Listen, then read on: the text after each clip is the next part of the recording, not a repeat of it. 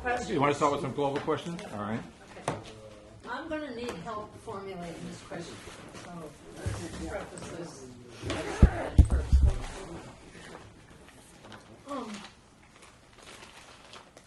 I think I understand what the thinking now occurring is, what it means. And I know in asking this question, I know I'm going to fall into all kinds of traps, so but it's up to me. And I think what I suddenly is coming to me that I'm not getting is that as a philosopher and as an academic in the year 2003, I'm used to something like, at least, thinking now occurring, sort of spreading through all disciplines. I mean, there's a lot of attention paid to the relationship between no self, no foundation, you know, whatever, and the various versions of that, complete or incomplete. And what I don't understand is, let me just say one other thing, that the psychology of most people does not believe it. So, to go back to a language that I think you used in the very first class, something about being aligned or not being aligned, that some were aligned and some were not aligned. Something like that. Right. So I have... Attuned maybe or something. I have that about individual human beings. But then there's something about the appeal to history, to events happening now, the globalization and so on and so forth. It's as if I don't quite understand that, how that works as an appeal. Namely, history itself may have, and I think this is what you're saying, a logic to it, so that it is unfolding in a certain way, whether it be social history, intellectual history, whatever kind of history.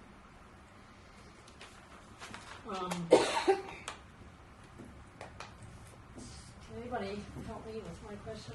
And I think partly it's about, you know, mentioning the fall of the Berlin Wall.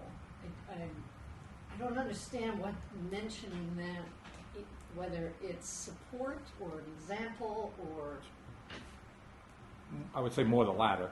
An example. It's not, yeah. I was going to say, I didn't want to interrupt you, but I didn't want... I don't think there's an appeal to... Yeah, okay, okay. So if it's an example... It's a way of it's a manifestation leading of, the reader yeah, into a frame of mind to consider the thinking where they might not otherwise. So it's a kind of illustrative example. It's not to reduce the thinking to the, as I was saying last time, to the external events, so to speak. Right?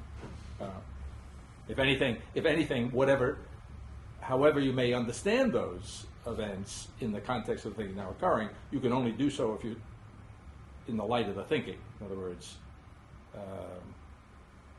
the thinking informs the events, not vice versa. Right. Okay. So, what do you do with? Here's where I need some help from you with the word globalization. What do you do when there's another kind of thinking that informs the same event? How do you, I mean, how people look at globalization is just wildly differently.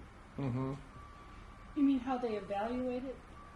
How they interpret it? How they understand it? How they understand it? Let's, or that there might be an emergence of a new world order that truly is global, maybe for the first time, or probably for the first time in human history.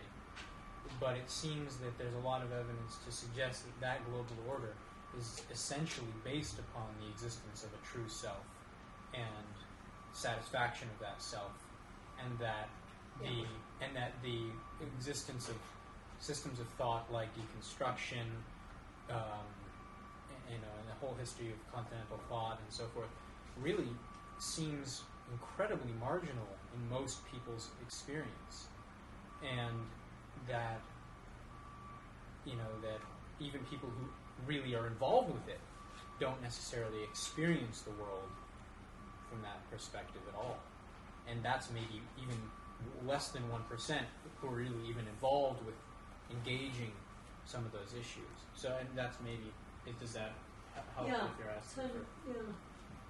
Let me just say one other thing. Yeah. It's as if I think I can really appreciate what you've seen about the unfolding of Western philosophy and the unfolding of a logic that has led us to this place. And I think I see something about, in talking about the social, political, existing world, something about the problem of how to talk about it using a representational language or not, But I think what I don't see is that it's as if here we have the logic of thought unfolding, and then we have the world unfolding. And well, I don't think they're simple alternatives. I mean, the world includes the thought, the thinking now occurring, and it includes, I think what I'm hearing is that there's very little evidence that the thinking now occurring is occurring in the world. Right? That's what you're saying. maybe, Something like that. maybe. I think substantively, one of the things to emphasize here is that one of the key notions in the thinking, which is kind of absolutized, is the notion of freedom. So there's no necessity working here in a Hegelian sense, and therefore it may well be that one can, or one does, refuse to think outside the box. In other words, it's perfectly compatible with thinking now occurring that no person or persons, no matter how few or many, have no choice but to acknowledge the new situation. The new situation can be denied, but it doesn't. The denial of it does not take away from the fact of it.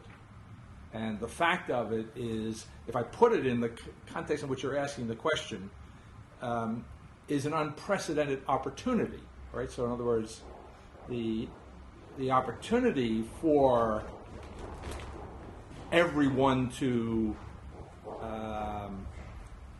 get a line, get with it, or to understand the truth of it, I think is there in a way which it could not have been before because it wasn't there before, right? So there's something new, but it doesn't necessitate anyone's acknowledgement of it. I think it's something to that effect.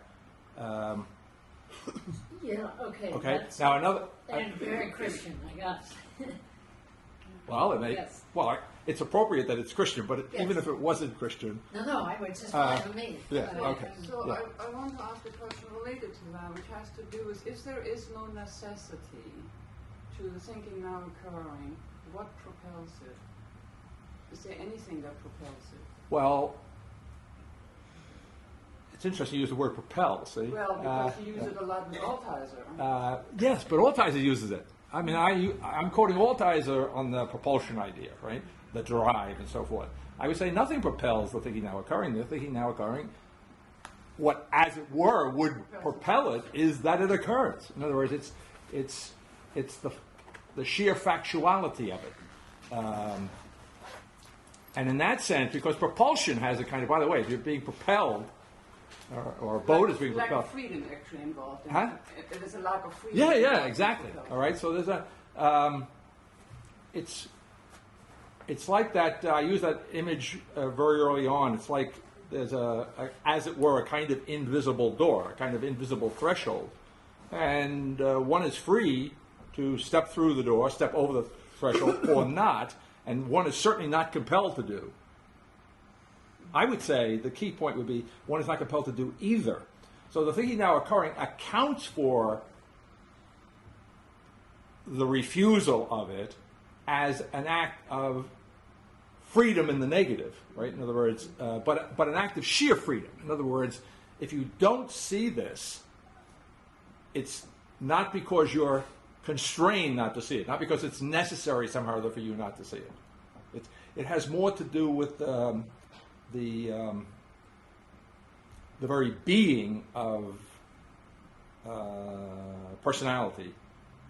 But also then perhaps something with being, and this is strong language I'm using, willfully ignorant, keeping yourself willfully ignorant of something you could see but you choose not to.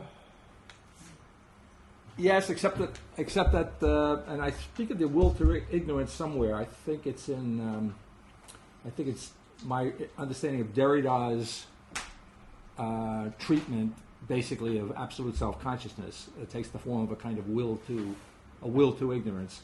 But I think at this stage of the game, in the context of thinking now occurring, I don't know that. I mean, it depends how we use it. Not a willful ignorance, but maybe a will to ignorance. In other words. I don't know, it's maybe a subtle difference, but I don't think it can be a mere matter, I don't think it can be a matter of ignorance. I think it has to be more purely a matter of will. I mean, more purely a matter of willfulness. Or another way of putting that would be more purely a matter of the attachment to the self, or put it in an unwillingness to let go, right? An unwillingness to, right? So to use Altice as what's central in Altice, and is acknowledged with certain qualifications in the thinking now occurring, the notion of kenosis, the notion of an emptying out. In Altice, that takes the form of a self-negation. But what I'm saying, put simply, is that a self-negation is still a self-reference. A strictly sincere kenosis, an absolutely kenotic identity, right? Like the absolute exteriority, what that's trying to point to, is one where there is no reference remaining to any within, to any self, right? And in that sense, you see, it's the subtlest, most minute. It's a kind of a minimum break, which is a whole new universe. It's like there's no transition, right? And in a way, therefore, as soon as I say that, it reminds me of my friend Kierkegaard. You see, but this is an intellectual transition, right? Now, of course, the intellectual transition here is not distinguished, as it is from Kierkegaard, from a leap of faith. To say for Kierkegaard, you make a leap of faith, right? And there's no real leap in thought.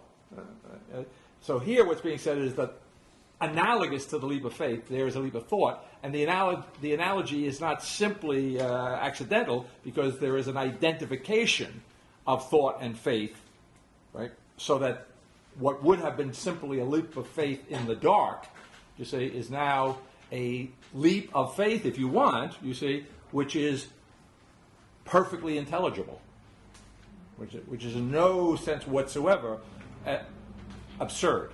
But of course, again, it is by no means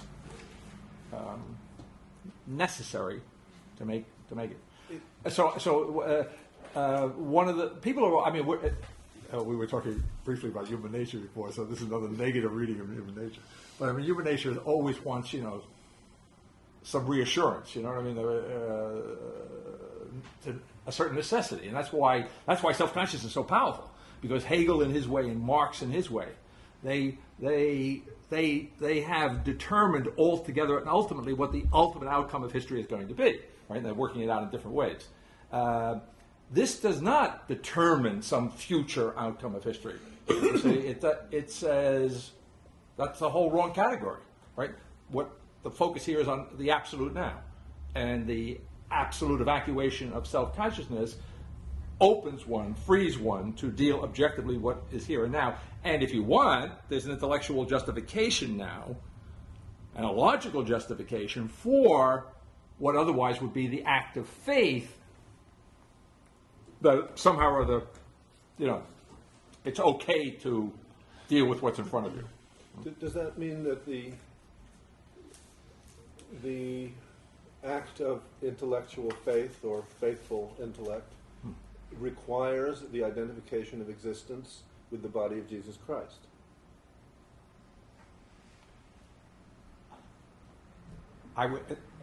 It requires, I would say, depending on the context, more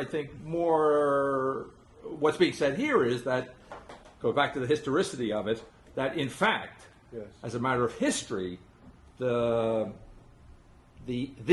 central event that I don't know what the right word here is, triggers or sets in motion the outworking of consciousness, which has brought us to this point, in fact, is the incarnation, is the Christian event, or whatever you want to call it. But see, I all along can follow very well the discussion of the emptying of self and the step beyond that. But and I can follow something like the transcendental essence of existence. I can't follow the unique naming it by that old name. And so the question of what the status of that refusal is, since I'm without a difficulty many aspects of it, but not what I would still insist is the pertinacity of a mythological construct. I understand, but I would say you're saying you can't buy the name. Yes. But the name is not just a name. The name, in other words, what I'm concerned about when you say that is that if you are not buying the name, then in the context of thinking now recurring, you're not buying the historicity, the essential historicity of the thinking. The event. That's Well, yes, in effect, yes. Well, yes, the essential historicity of the event, but that was not where I was going, because what's new here is that I'm not here to proselytize, right? In other words, my objection is not that it's not in the first instance. Is that you think I'm not following or that you would not be not buying the essential historicity of the event, you would not be buying the essential historicity of the itself. Thinking. No, of the thinking. That's my job. That's the big difference between Buddhism and this. Well, I would just say that Could you explain a bit more? No, wait. Let me say one more thing, and then that. You should elaborate on that. The work of thought, Right. feels to me incomplete. I'm not saying it's incomplete for you, but it surely is incomplete for me because there's so many different things that are essential to my thinking that just don't appear here. Okay. So I don't know. So maybe that's where all that is. And incomplete can be incomplete in different ways too. I mean, in other words, it may be incomplete in the sense that there's more to be done here. There's more to be done. Or it could be incomplete in the sense that it does not, or it implicitly excludes some of your thinking. That's possible. It is possible, but I can't. But it seems to me it also would then include whole strands of historicity. So the kind of claim that it is the essence of historicity is something that I'm not committed to. Okay. In spite of the fact that I'm following all kinds of other aspects of it, is simply as the notion of. I mean, I'm fascinated by the claim of the logic of logic. That really is speaking to something I'm concerned with. Okay. But it seems very odd if the issue of globalization in any sense is material, to not address the fact that Boolean logic is the logic of computer science, that it has a very concrete historicity, without which no globalization, period. The fact of globalization is not just Western imperialism and colonialization, it's the spread of all of those technical possibilities. So I don't see how I don't see how I see I see all over the place that overcoming dualism, overcoming dual binary logic, everybody feels as a desideratum. Nobody has achieved it. And I don't get how this achieves that, other than as a fantastically, fantastic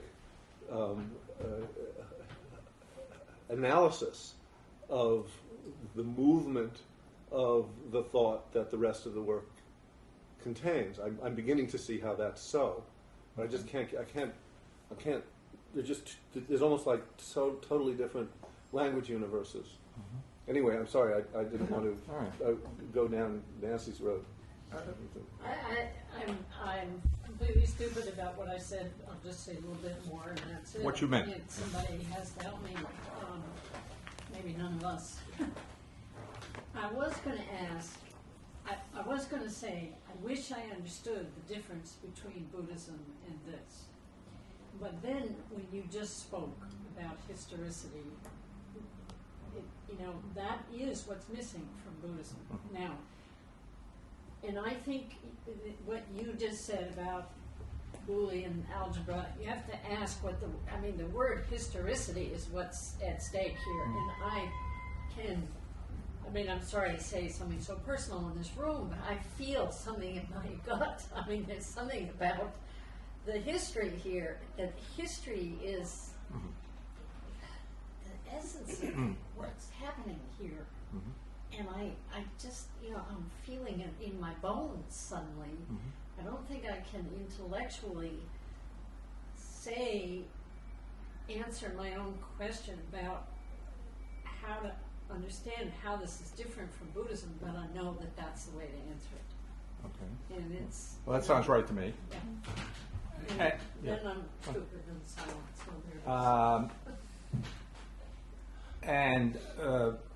That's why it's more than. Yes. Who was it wrote the poem? Was it Gertrude Stein? Rose by any other name? That's right, exactly. Shakespeare. But in this case, because of the historicity issue, this would not be a rose by any other name. That's right. Okay, because the name, and by the way, intrinsic to the thinking is, although I haven't stressed it, I don't think in class. If you read the text, the notion of name, like the notion of language or word here, is no longer able to be distinguished, and that comes up again in this chapter, the logical chapter even, from existence. Logic, name, word, and the actuality of existence are identical. Right? Yes, but so much of the thought is, in fact, communicable independently of the name.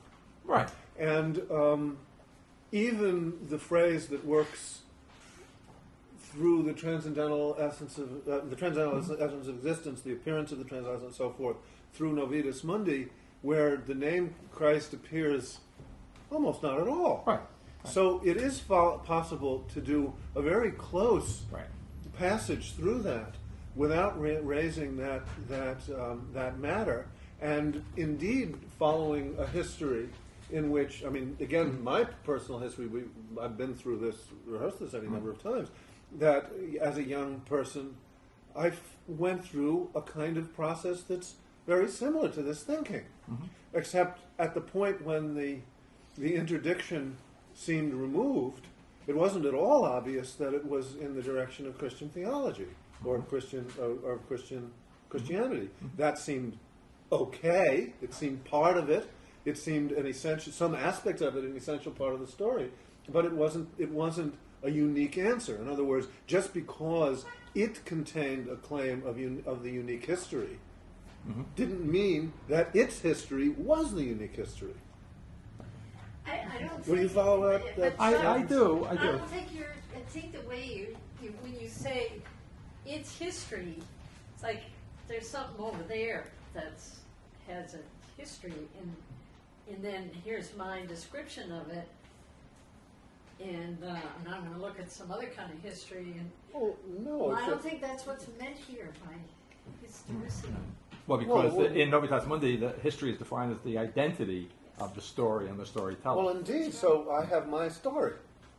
which is, you can say, is self, but nonetheless, that's here. This storyteller, and this story has a slightly different storyline picture. Fair enough. So, Fair enough. well, I don't know if it's fair enough. 'Cause Well, you- I mean, this. What can I tell you? not much. However, these for our purposes, this is an issue. I mean, we don't have to. I can't solve the Right. right, but it's a quite This is legitimate yes. issue to Yes, raise, and I just can't agree that the name is inessential Well, to the thinking. I wouldn't Right. say that myself, actually. I think- It's just a question of whether there is a unique name. Okay. All right. Yeah. Well, just because there's a claim or a description that now being in existence is intelligible, that Right. there's intelligibility. So that means that it's okay to think about this. It's okay to Mhm. think through, for me, the question of why the thinking now occurring is the thinking now occurring. Mhm. In other words, we're not making a claim that this is just pure faith and there's a difference between faith and philosophy. Right, quite the contrary. Right, exactly. Right. So because that opens a door to me to feel, even within the thinking now occurring in these texts, that we're open to actually grappling with these kind of Mhm. questions, Mhm. and that's appropriate and actually does justice to trying to understand this thinking. Mhm. So there's the intelligibility issue. Then, in terms of the specificity of an event like the Incarnation, the name Jesus Christ, that also seems to me to be an essential part of how I think about this, because history is taken so seriously. Mhm. Mhm. So that's what leads me, and I don't know about Nancy, in the direction of these questions of what in the world, what is Mhm. showing us the thinking now occurring is actually occurring. So, anyways, for me, there's something in the text that leads me in that direction. But let me just interrupt you. I don't Yes. want to Yeah. hold your thought Okay. because that's what. Sorry. But you say, "What in the world?" Well, look around the room. What are we doing here? See, in other words, what in the world? Right away, you want to have a couple of billion at least to take it seriously. See what I mean? But now think of yourself if you were walking around in the 15 AD in Corinth. What in the world would be new going on? Couldn't see. I don't think I would see anything new as a Roman citizen. You know what I mean? Or in 30 AD. You know what I'm saying? So I'm not. So this taking a survey at this point in time certainly I think is Oh, premature. Yeah, I agree, Right. and I don't want. Well, we're in the world. No, and I think that by taking seriously history and taking seriously name, what that's doing is also encouraging me. Maybe this is what Chuck was saying too. I don't know, to take seriously, my history, and so yes, in 15 AD in Rome, maybe you won't find anything new, but maybe in the year 100 in northern India, you would have, maybe, and it's that because we're invited to take seriously history and take seriously the notion of particulars, then it's interesting to try to balance the notion between a particular history and the history of being itself. Mhm. And we talked about this, how linguistically wasn't the claim. The title of Novitas Mundi is perception of Mhm. history of being, and we Mhm. credit you that there's a real, Mhm. there's not an arbitrary reason why it doesn't say a or the. Mhm. Mhm. But anyways, the back to the gut feeling maybe that Nancy's bringing up. It's like there's such an openness to this thought, a receptivity and a freedom from Mhm. having to distinguish between this and that. And so when there is a return of the language of either Jesus Christ or it's the Incarnation, then it feels to me, and this is the best way I've come to express it, is that instead of being the minimum, it seems like the minimum plus a little extra. You know, I'm not sure what you mean, but tell me. well, I'm trying. You know, so it's the minimum in so many ways. 90%, 99 maybe percent of the text feels like the minimum to me, and Right. you know, it is. Right. And then by utilizing a language and by utilizing an understanding of history that has reference to the revealed texts of Christianity or the revelation, that it feels like the minimum plus this other tradition which has appropriated postmodernity and reestablished itself in this incredibly strong foundation, which is impervious to the kind of postmodern critique which picks at everything else. And I have to take that seriously because of our encouragement to take history seriously. So there's a number of issues there raised, but at least in this essential point, my intellectual relationship with it at this point is that there seems to be bringing something with it that is in addition to the minimum. Okay. I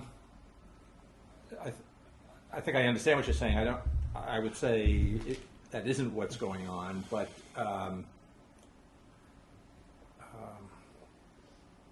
that's something that goes along with what you perceive to be the minimum, I would say, is the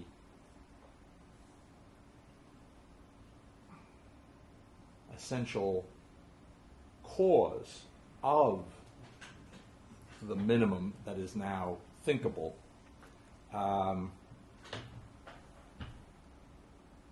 And I want to go back to some part of what Chuck was saying before, which struck me. Somehow or other you said, I don't know whether you said when you were a young man or early on or something like that, you went through this and you noticed the reference to the historical land and so forth, and you had no particular objection. That was okay as far as it went. You said something to that effect. At the point at which it was clear that the way that the culture, the intellectual culture that was mine, which is not all that different from yours, New York in the 50s, 60s, the way in which there was an interdiction on a relationship to the sacred seemed released in the sense that I couldn't find a rational foundation for it. Okay. At that point, it wasn't clear that the sacred that entered into that newly reopened space was Christianity. There were other models of the sacred, other sociocultural, other possibilities which had appeared on the horizon, which named the sacred in ways that were innocent, it seemed, of the gurry of Western Christian history. Not the intellectual. I would underline history. it seemed. Well, okay, but seemed in terms of the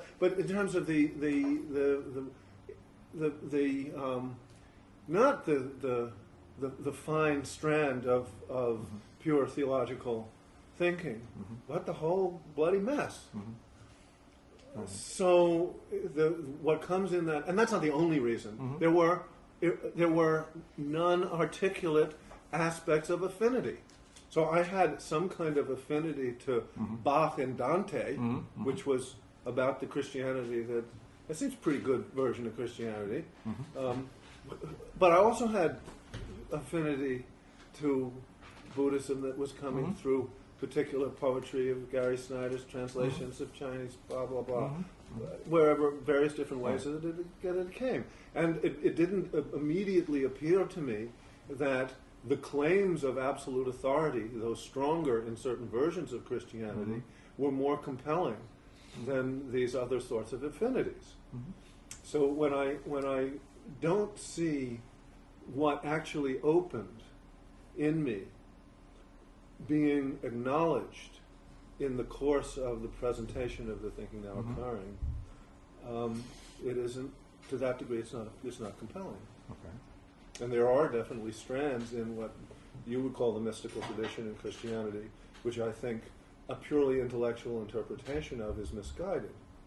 I think there are aspects of for instance, the sermons and work of Meister Eckhart and so forth, that the intellectual surrounding is not what's actually present in those texts. There is a spirituality that's represented there that is doesn't require a reduction to the 14th century or whatever that was.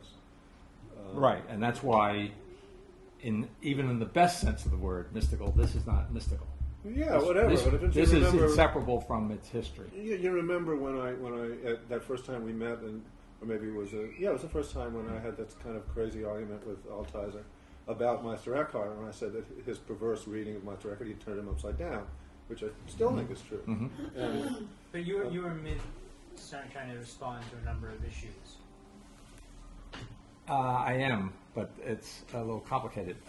When Nancy was speaking about her gut feeling about what, the importance of history to this thinking or something? No, it's hard to Something like that. Okay. Well, my reading of that in this context is, and it goes, so in other words, and Chuck used the word myth, right? So I'm just being tendentious there, but no, that's okay. Yeah. If the question about the name Jesus Christ, it's the question of how do we put it before the historicity of the event versus its mythological character. No, I think you are able to express so much about this without the reference to the identity of Jesus Christ with the transcendental essence of existence. Right. Yeah, but that's the whole point.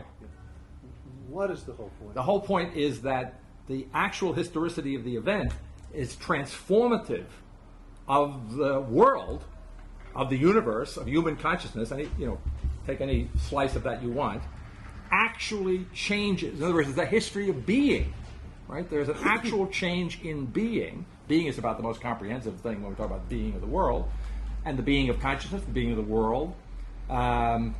So that in that sense of the word, this is not in any sense mythological, and what is being said here is that if you think of, for example, if you think of the resurrection as a mythological category, then the thinking now occurring is denying that in spades, because it's saying that this is the beginning of the resurrection, that the transformation of the world that we are experiencing and have experienced in over thousands of years, which is picking up steam, is a real transformation, right? The resurrection of the body is already in progress. That's what the thinking now occurring is saying.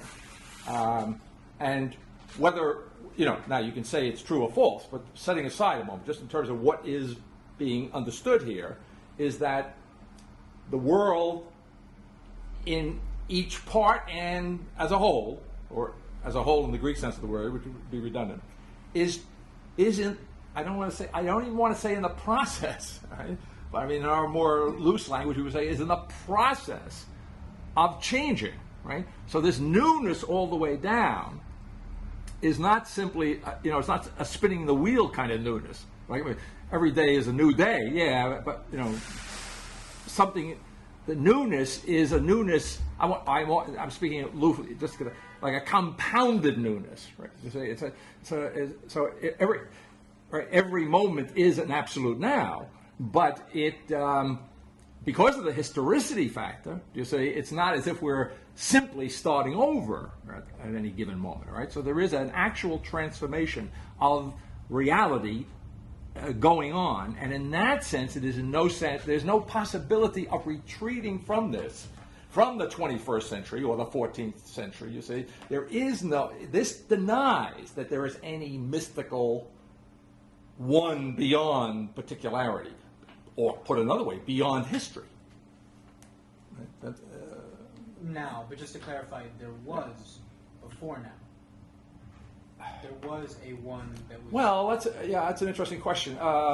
Certainly it was not, I was going to say, it was not only possible, but perhaps, in some sense of the word, necessary, perhaps, to think so previously. That's right, yeah.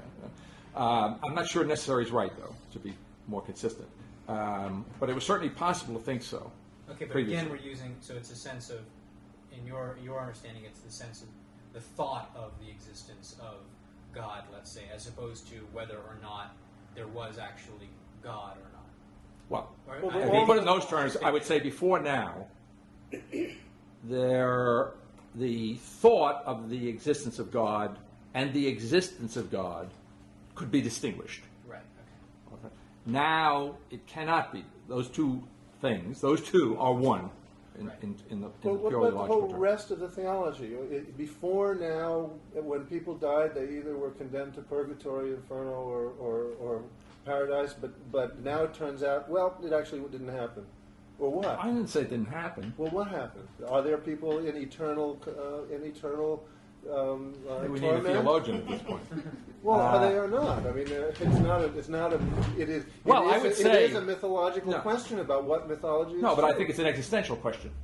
Both. It's Right, the, it's the right. interaction between a story of a Right. particular kind and what is the case. Right. So what's the case? The idea was that they didn't get out Can sometime later. you be eternally lost? Yes.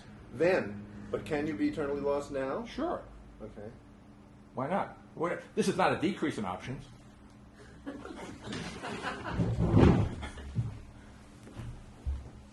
Yeah, in other words, that's why it goes back to some level of the opening question, right? What we were talking about in kind of geopolitical terms. But in other words, because there's no necessity here, right? There's no necessity to acknowledge the truth, acknowledge what is before one's eyes. One can be in denial. Now, if it's possible to be perpetually in denial, then I would say that's the equivalent of going to hell. Huh? Is that possible? Yeah. Is it necessary? No. The flip side of that is it possible to get it and see it and to be with it, so to speak? Yes. Is it necessary? No. So in that sense, I don't think anything is substantively changed. Except that what I think the truth conveyed in those stories or mythological enunciations of the seriousness of human existence, heaven, hell, purgatory, and so forth, those were all ways of saying, hey, watch out. Well, but it's that's important. a But particular that truth before now. psychologization of it, which is characteristic of early 20th century apologetics. I mean, it's good C.S. Lewis. I'm not sure that it's good even Dante. I mean, in Dante there is a Okay. there is a kind of self-condemnation that's involved in other words, that self-consciousness seems to be the mechanism by which the various different possibilities are enacted. The condemned discover that they condemn themselves, Okay. but that's not necessarily the same as being, as you were saying, eternally lost and not recognizing the truth. I don't know. I'm just saying that. In other words, what's constant in Christianity is the fact of condemnation, purgatory, and redemption. Right. And the interpretations of that change. But the sense of it as eternal, that is to say, no escape for the infernal, and a working things out in purgatory, and eternal redemption with no more falling. Those are constant; they don't change. Okay. So And the thinking now occurring did not invent Christianity. No, but the thinking now occurring says no death. So how does that work? If that remains constant, then you say you don't mean the Sartrean. I'll give you a little glib here. How about a living hell? Well, again, that's a 20th century metaphor. Well, okay. Well, I'm saying all of these things are profoundly meaningful and profoundly open for me, and I don't find that my own behavior and orientation depends upon them being absolutely disposed, that I have to know these things absolutely. Right. Yeah. There are various uses to the karmic mythology as opposed to the juridical mythology of Christianity. It seems that the freedom of mind that is most morally propitious is to remain somewhat liquid in relationship to these possibilities, recognizing that there are moral circumstances where one is better than another. But the question of an absolute faith in one over the possibility of having that kind of flexibility is a rather important question for me. I cannot ascribe to an absolute fixation on a given structure. And that is where Buddhism has been profoundly useful, because Buddhism does not prescribe fixed structures. It offers them as heuristics. Well, first of all, we've wandered into wandered into an area that's beyond the text, which is my way of saying it's beyond what has been thought through here. In other words, we're now I'm trying to respond to questions on your mind, and I'm kind of extrapolating from the thinking. But I don't want to be held to the ineptitude of my extrapolation because there's nowhere in the text that I'm dealing with the issue of heaven, hell, purgatory, and so on, right? No. I almost can't imagine dealing with that issue, at least for another 10 or 20 years, In other words, it's not, that to me is a kind of corollary set of questions to what is being said about the identity of the person. That's a fair answer. Yeah. Because in fact that's a serious answer to the questions that have been on my mind since the beginning. Because that's what I mean by the mythology of the name, is that how much of that baggage comes with it. Okay. That's all. Or how much has been thought through. If you say it hasn't been thought through, that's the answer. Well, those particulars, those are right. Yeah. Good. Okay, I shut up. Okay. Well, there's a resonance between the thinking now occurring and Christianity. Right. And the narrative or the unfolding of history that has to do with things like the incarnation, resurrection, kingdom of heaven on earth, are taken as categories which are substantive, and the thinking now occurring can actually be applied to those categories. So it seems like the categories, or the schema of Christianity, is certainly given precedence. And the claim that the reason why it's given precedence is because of the historicity of it doesn't quite seem sufficient to explain why right now we're saying that it is the resurrection.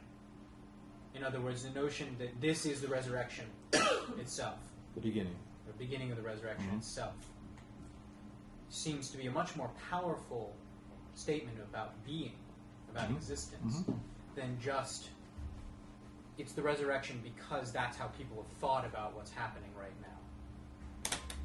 Or in other words, the notion that we're referring to Christianity because it has a historical reality doesn't quite seem to cover the extent to which Christianity is taken so seriously right now.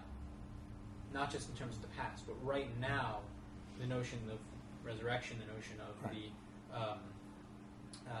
Missa Jubileum, are all given incredible. We have to take it very seriously, and it doesn't seem to be just because historically that's what people think about, because historically.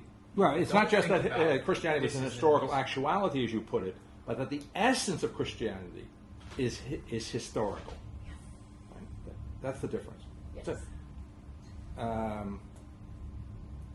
that's the difference from Buddhism. Well, only if you don't make the turn about history that the thinking now occurring makes. I don't think it ever comes up in Buddhism. This sense of history. So they say that's the difference, that it doesn't come up. Yeah. I mean, and then there's a whole thing to be said outside the text, which is what's the significance of that? What is it that doesn't occur in Buddhism? And that's one of the most difficult things to understand I've ever encountered. Yes, in, and it is in the guts. It's in oneself, not really. It isn't in the texts. well, but it is. I mean, well, I think one interesting way to address this question, not here and now at all, but in our discussions in the future, is there a particular model of what happens after the death of self in Buddhism? Is There there was an no actual- self that died. There's never a self to begin with. Yeah, but I'm talking about what actually happens. So you see that, then what? That's what I'm. You know, I'd like to know that sometime. Really talk it out. Well, it's we're thinking about it to see what the feeling of the model of that is. Right? What do you expect to happen when you notice there was no self to begin with? Right. Well, Yeah, that's like why then what? That's why all of us Buddhists, or for me, and let me speak for myself. That's why the feeling, if you want to talk about feelings, that I get about reading from the Thinking Now Occurring is that at least it's very similar to the kind of openness, receptivity, to use the language of this text in this class. Is very similar. There's a real resonance there between the world, the universe that is described after the realization of selflessness in Buddhism, and the description of what now is the thinking now occurring. For me, there's moments definitely of a real strong resonance there, and so that's why, for me, there's always this question of, well, how do we get there? And we get there in a very different way, at least in the Buddhist context, than the way we get there in this context. And at some point, you have to ask, does it matter? You know, and that's why, to return to the text, it does matter. The history is very, very important. Yeah, I wouldn't grant you that it's the same place exactly, but I don't know. I don't know either. Right. That's why I think there's feelings of similarity. I don't think there's any reason to say it's the same or even different. There's really a very specific model going on here about that. It's Right. Both in Novitas and the appendices and in the last half of the Right. book. Well, that's why I try, at least for me, in the questions I'm asking, I'm not trying to compare it with Buddhism explicitly, and I don't feel that that's where the value is. I'm trying to, in terms of this text, we're saying that Christianity and the language and the naming of Jesus Christ is essential because of its historicity.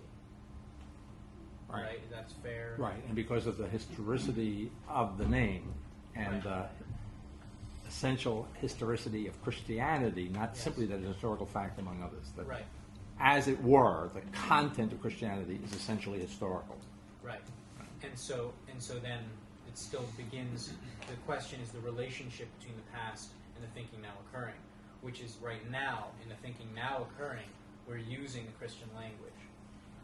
We're using the Christian language because in order to understand what's now occurring in another way that I've said it in here and probably somewhere in the text, if not already soon, I think I have said, when I was speaking of the categorical imperative can be put a couple of different ways. But one of the ways in which I would put it is that there's an absolute imperative to create.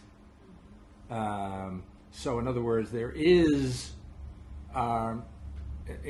it's intrinsic to the thinking now occurring is the construction here and now of the reality of the world, right? And in the sense in which it's not up for grabs, no matter how I slice it, I'm absolutely responsible for that, right?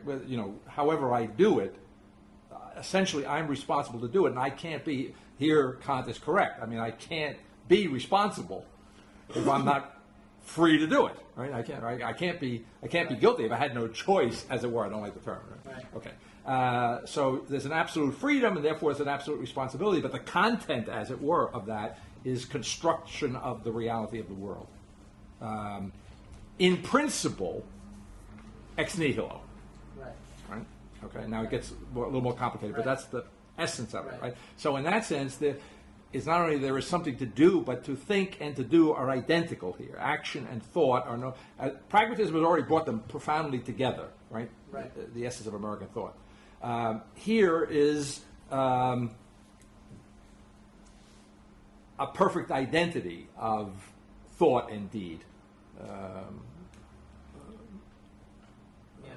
Something to that effect.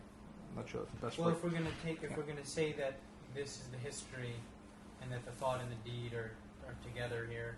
Right. And And they are constructive or creative. In Right. other words, the thought and the deed, or the action and the thought that are identical, have to do with the creation of the world. Right, and if we're creating the world and you're taking that seriously as the person writing these texts, it seems to me that, well, we could think about it, that if this is history, this classroom, those of us in this class, there's an element to which there is, for me, maybe for others, there's a sense of resistance to the creation of the world using the schema of the name. Mm-hmm. Because, and I don't want to speak for others, but just for myself, that if we're taking seriously that we're now we're creating the world, then how we create that world is very, very important. Right. And so that's why, for me, it's a serious question about why we're choosing this particular language to create the world. And whereas in tracing the history, we're choosing to relate to that particular history because it is the history. But we're creating the world ex abysso. We don't have to use anything. We're totally, absolutely fucking free. We can create this world however that reality, turns out to be. So that's why, for me, this is a real question about why we're using the schema of this language. We're not tied to that anymore. Or I'm not. I don't want to continue this if you don't want to, but I do want to Well, say... it's not that I don't want to continue, but at some point I do want to get Yes. back to the text. Okay. I just want to say one thing, and that is that I don't have the kind of difficulty that you and Chuck raise about, almost as if it's about the use of Christianity in the Christian language. Because they're Jews. No, I understand that. There you go. For another reason. Not because For they're another Buddhists. reason entirely, and that is that it's, for me, the question is, before encountering this, has to be, what is Christianity?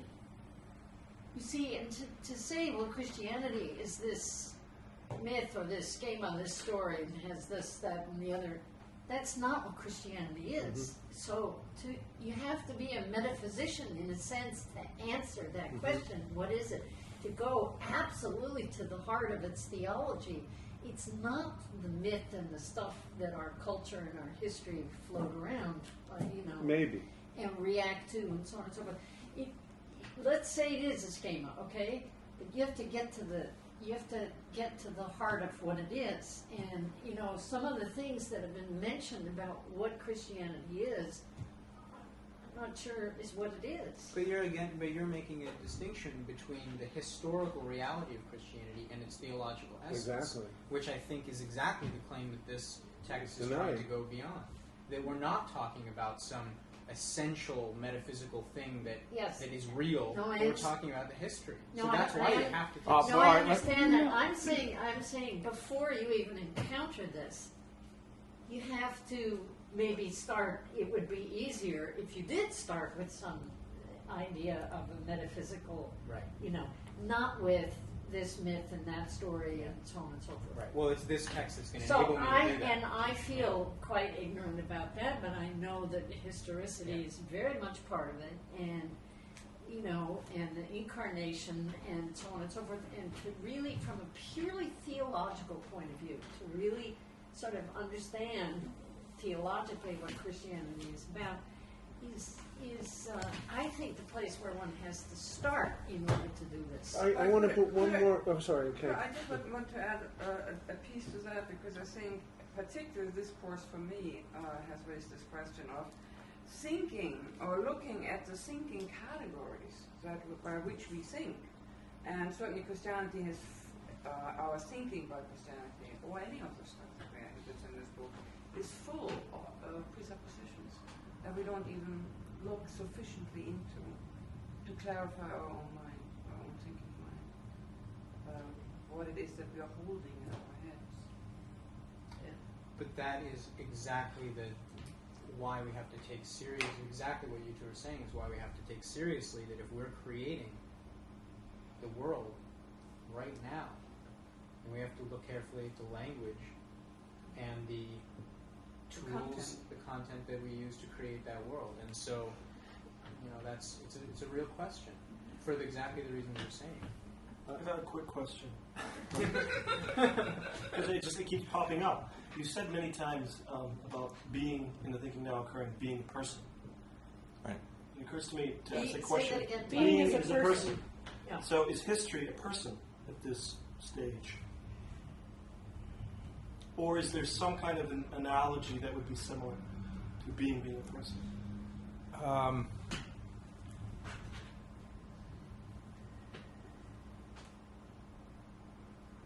I could put it together and say that being as a person is true, but it's incomplete. And perhaps the complete way of phrasing it in the context of your question might be that being is the history of a person, right? Or to go back to the subtitle, is it the subtitle of Nobody Talks Money? A person is the history of being. And the history of being is a person. Now, and so to go, so just do titles. It's amazing how much is unsaid in a title, right? And therefore not either a or the perception of being, because now I'll contradict myself, if, in parentheses, forget if person is the history of being, and if history of being is person, then it's not a person as opposed to other persons, you see? What I'm trying to get at is that the fundamental notion that's come up in our course here, also in the spring, of this absolute particularity, or in the logical terminology, an absolute multiplication, a kind of the thing that I image this way, right? The radical discontinuity of what otherwise might be construed to be a circle. And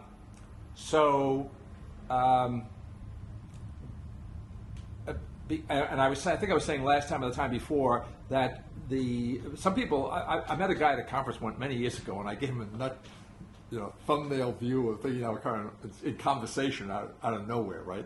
And he was just profoundly offended at the notion of a kind of absolute otherness and claim to absolute objectivity and so forth, right? And of course, in the context of self-consciousness, I mean, that's a horrendous claim and has horrendous consequences, right? But if you take the notion of an absolute explosion of identity along these lines, where the perfect objectivity of the person is at the same time absolutely particular, right? And particularity here is where it's at, right? Then that totalitarian or that triumphalist threat is removed altogether in principle. So being is a person, but maybe more fully, a person is the history of being, and therefore then each person is the history of being, and the history of being is somehow inseparable from the identity that person is. And if that's true, then there should be no particular objection to the role of Jesus Christ as qua person. You see? I want to jump in here on top of this. Somebody mentioned Dante. I guess you mentioned Dante, and we were talking about heaven and hell and so forth. And then what Nancy was just saying, I don't know whether you intended this, but it led me to think, well, wait a minute. Oh, and you're going back here and saying, the role of Christianity is important in your response. Well, yes, but the precise distinction that's being made here is that for the first time, we can think in an essentially new form. Didn't I say that? That the form of thinking qua form is essentially new, right? So we have an essentially new form of thinking. Then we are, and in this sense, I'm going to meet you halfway, but I don't want to be. It's only going to be halfway. In this sense, then we can look critically at the categories, both intellectual categories, which I think we've done a lot of, and if you want, mythological categories in which Christianity has understood itself in the past. So if I think of Dante, I have a very vivid idea of Dante. But of course, now when I scratch my head and think, geez, he didn't invent the notion of hell, heaven and hell. He really didn't. And Plato, and God knows where else, right? Okay. In other words, huh? Yeah, everywhere. Okay. So in other words, not specifically Christian? Is that what you're Yes, that's exactly right, and I think that's It's not at all. It's not. Buddhist as well. yeah, right. So it's not. So what I think Nancy was pointing at is what is it that is specifically Christian? What distinguishes Christianity from all other forms of whatever? Okay, and what's being said here is that what distinguishes it from all of it is its essential historicity, and to the extent to which the borrowing by Christian culture, civilization, history, whatever, of universal human terms, that were floating in the air, and a kind of an appropriation of them. In other words, I guess you could say that we can't blame Hegel for the invention of appropriation. But you could say Christianity appropriated these religious forms. I mean, especially Catholicism prides itself on that, right? I mean, you get a little voodoo in here, so we keep it on the outside of the church and so forth, depending on what culture you're in, you see. All right, so but that confuses. I mean, Augustine would understand this, I guess, in this context, right? In other words, Augustine was very keen on the fact that the mind tends to confuse itself with the forms that it experiences in the world, right? So if you could distinguish out Christianity from the forms that it has appropriated and associated with itself, which are not distinctive to it, you say, then what you're going to get is this historicity, and the historicity of the event. So even the notion of incarnation, at least with a small I, you can find that all over the place too. Right? And resurrection wasn't invented by Christians either. Do you see? Okay. So we have to be very careful here, right? In other words, if I say that this is the beginning of the resurrection, I'm not saying it's the beginning of the resurrection in a non-specific sense, right? I'm saying that the resurrection is now able to be understood, right, in a perfectly intelligible and specific way that distinguishes it from all either actually or potentially self-conscious notions of resurrection or incarnation or whatever. It's something like that. Say a little more. I almost in terms of the use or borrowing of the Christian language. I'm saying I'm saying Christianity Yes. has borrowed Okay, right. from its environment, its intellectual, historical, cultural environments and environment. It has borrowed certain motifs. Well, I want to make. I'm making it. I'm doing two things here. I'm not going over the fact that it has borrowed a certain mode of thinking that has inhibited its. Take Aquinas. All right, Aquinas deliberately appropriates. I don't know his term. Right, he effectively appropriates Aristotelian forms of thought. Okay. Now, thank God, you could say, that you cannot be a Christian as a thinker and succeed in appropriating Aristotelianism, right? It's impossible. So he's not an Aristotelian, despite the bad press or the good press, right? He has transformed, despite himself, the forms of Aristotelian thought because the faith, what was specifically Christian about his consciousness, right, just was not actually compatible with Aristotle's forms, okay? So there's a transformation. But nevertheless, what in terms of thinking now occurring, you would say we are now at a point where we don't have to do that kind of an appropriation anymore, right? To say we can be more fully conscious, more clearly conscious, to go back to the clarification theme, right? More clearly conscious of what is of what Jesus Christ is qua thought. Right? There's a kind of a direct and immediate grasp of that, to say. And then on the other side, I started the motif. So in terms of heaven, hell, purgatory, all kinds of things, all kinds of religious ritual, to say, all of those were appropriate. Christmas, if you want to attack Christmas, you say it's really the Saturnalia. It's really a Roman pagan holiday, right? Which is kind of proving itself out in our time. You see, okay.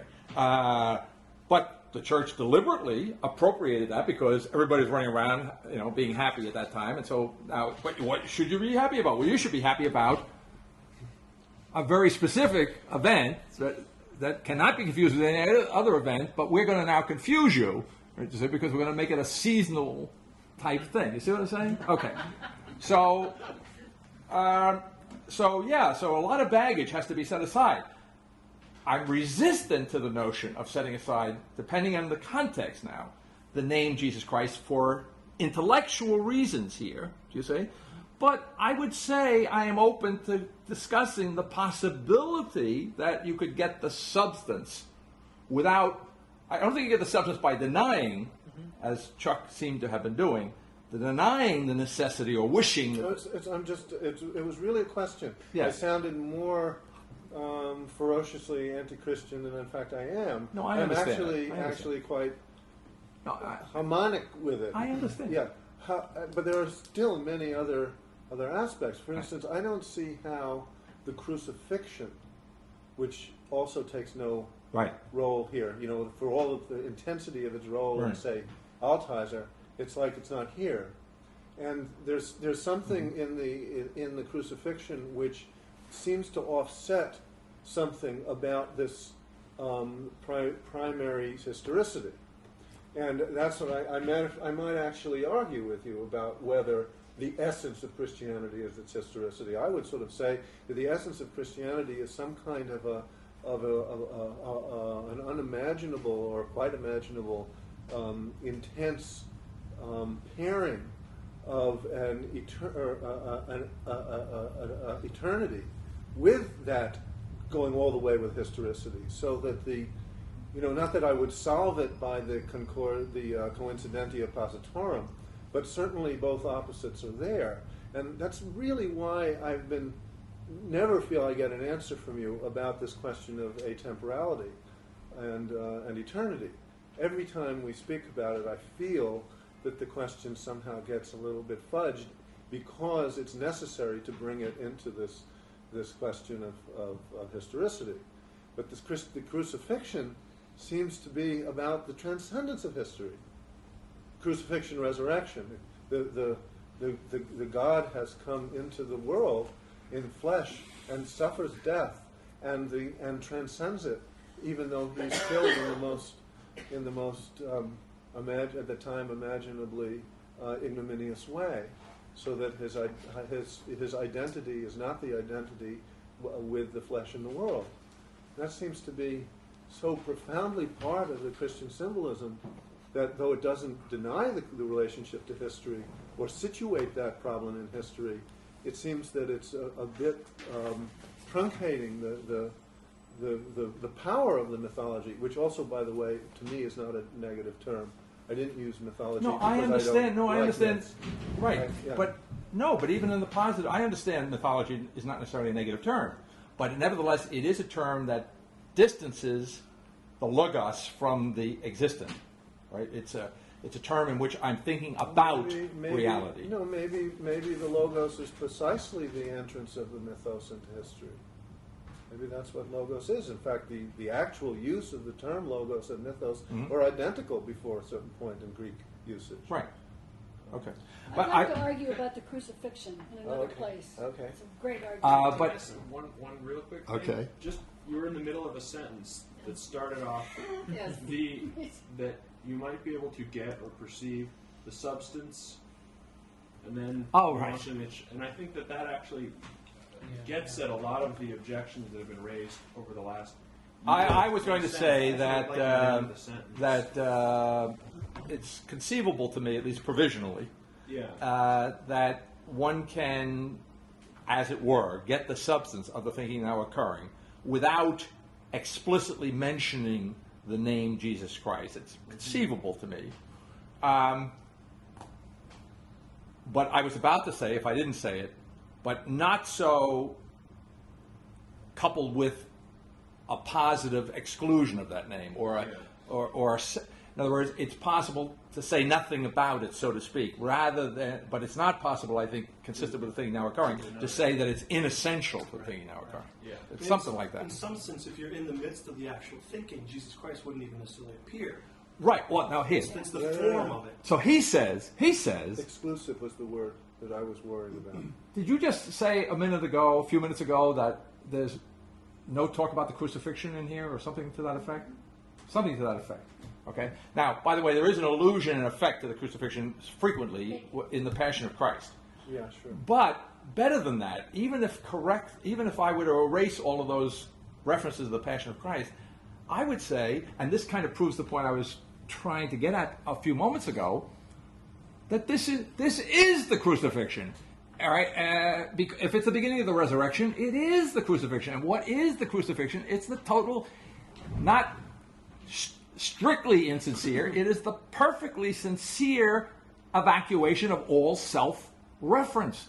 And we were talking a meeting or two back, you say, well, the thinking now occurring summarily, we talk about Altizer, accepts the death of God. Well, yes, it does, right? Now, on a number of levels, and not without qualification, but in this context, I'm thinking here, you see, Altizer's theology identifies the crucifixion and the resurrection, but leaves us with some kind of a blank, some kind of a open space, the essence of which is this absolute future, you say.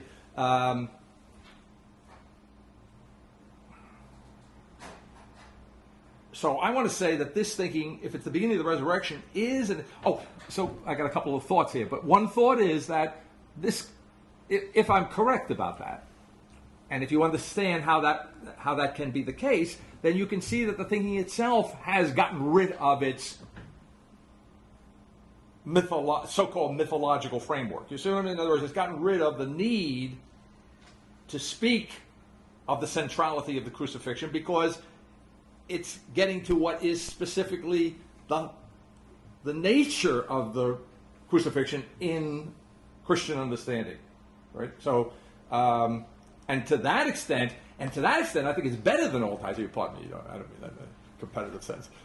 It's more successful intellectually because one of the problems with Altizer's reading is that if it isn't explicitly so, it's effectively, his theology comes close to being a version of a kind of a primordial sacrifice of the Godhead.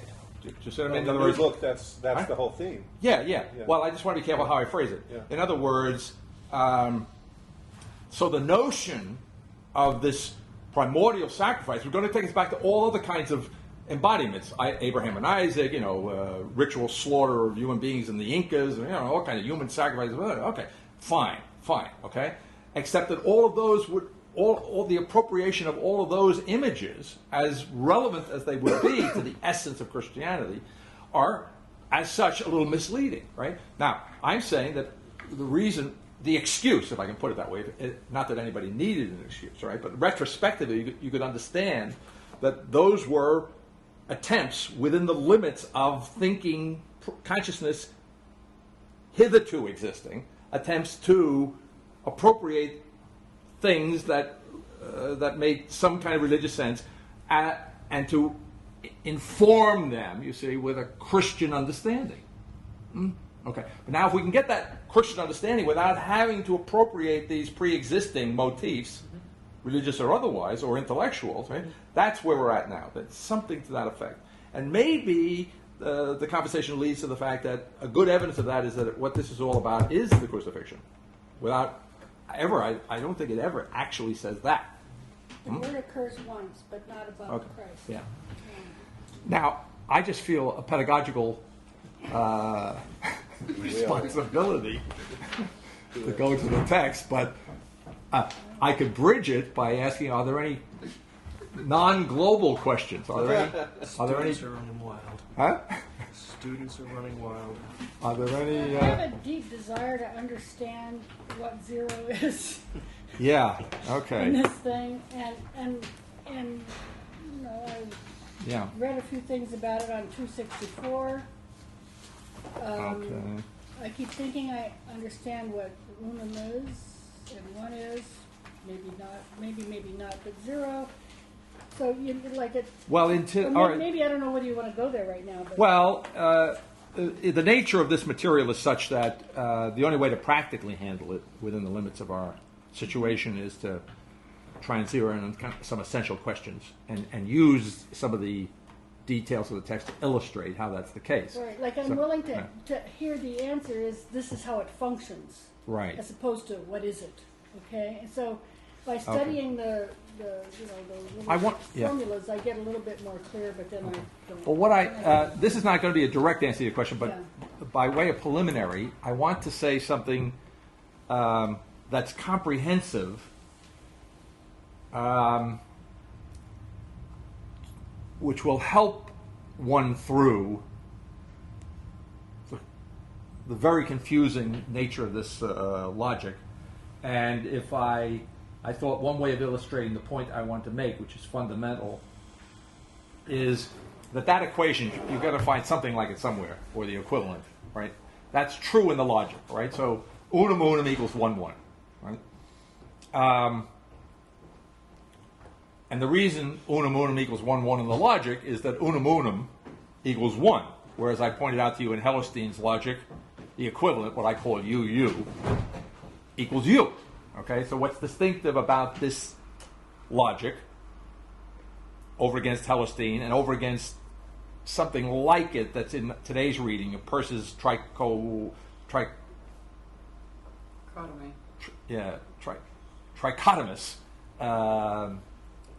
mathematics, he calls it. So he kind of it's interesting he does it, by the way. In other words, he's doing okay. So what he does in that part of the assignment is that he, I want to say confuses, but you have to understand, for Peirce it's not a problem, right? Confusion is where it's at. He confuses mathematics and logic.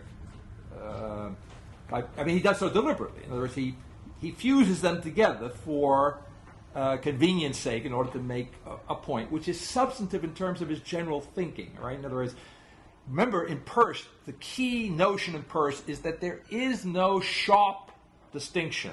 There are lots of distinctions, but there's no sharp distinction between any two things. So whether it's body-soul in traditional language, whether it's inside-outside, whether it's appearance versus substance, phenomenon versus noumenon, Peirce's originality is not that there is no distinction to be made, but there's no final distinction to be made, which means, and the fundamental, most abstract formulation of that is that being merges into nothing. You see? So there's no sharp line. If there's no sharp line between 0 and 1, why can't I add them together? That's the way Peirce is thinking. You see? If there's no sharp line between nothing and the universe, then certainly I can relate them, and I'll do so by what he invents as a logical operation of addition. Okay. So likewise, inside and outside, substance and appearance, etc., etc. And he just does it without comment, because that's the way he thinks about reality and he thinks about thinking. In today's assignment, he confuses, he merges logical and what he understands to be purely mathematical considerations in such a way as to illustrate something that is true, right? And it would be false for Peirce to deny himself the ability to avail himself of a logical way of looking at things when trying to describe trichotomous mathematics, right? Okay, so he's perfectly consistent in his inconsistency, as it were. Right? Now, what got me on that? You were going to define. Yeah, well, I was going to say, so I was to say, hopefully we'll get to that section in particular among one or two others I want to be sure to hit.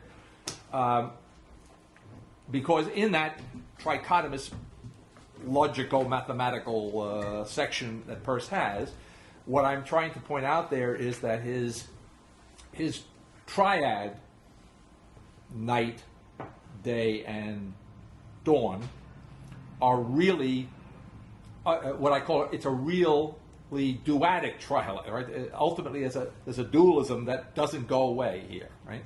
And by the way, I think in his own way, he's perfectly willing to admit that, because he can't imagine, as he says, Hegel wanted to get rid of the dualism, you see? But of course, Peirce denies that he says it's impossible. Hegel couldn't do it, and I think he has some good grounds for saying why Hegel couldn't do it, because Hegel's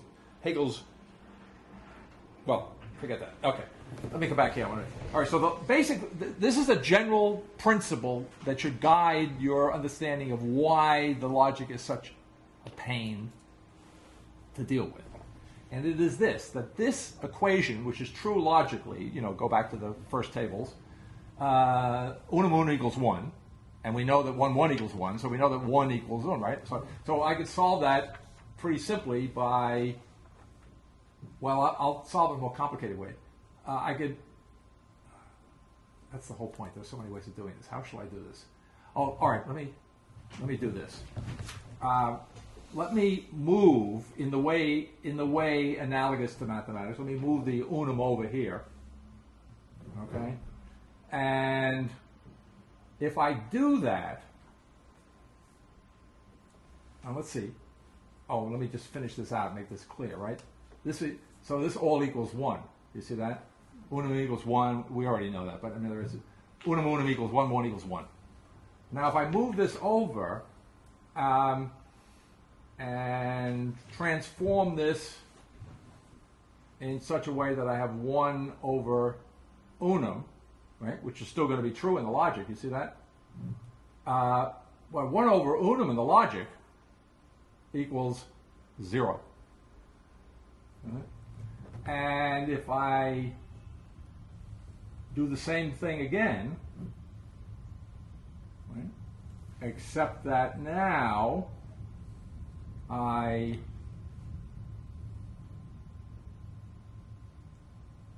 want to show you what I'm doing. Well, I transform this into unum over 1, which give me, all right? Yeah, right. Yeah, that's right. That's what I want to do. Unum over 1 gives me 0 in the logic. Any relationship between 1 and unum equals 0. 1, right? The fact that I'm dividing here in logical terms means nothing, because one of the key ideas is that in absolute multiplication, the ordinary difference between multiplication, division, addition, and subtraction goes by the board. So okay? 1, 1 over 0 would equal 1, 1, 0, which equals 1, 0. Well, wait a minute. Let me just finish this. Okay. So one way of transforming this is unum 1 gives me 0, and then, all right, so in other words, if I restrict myself to this, that gives me unum. So now there's a shorthand way of demonstrating the logic, right, that each digit equals the others, right? Each digit equals itself, and it equals each of the others. Now that's a problem. That's a problem, all right? But why is it a problem? It's a problem, well, because of our ordinary ways of thinking. It's a problem because what I have been trained to expect is that I can lay out a rule of relationships that has some kind of unchanging inherent necessity to it.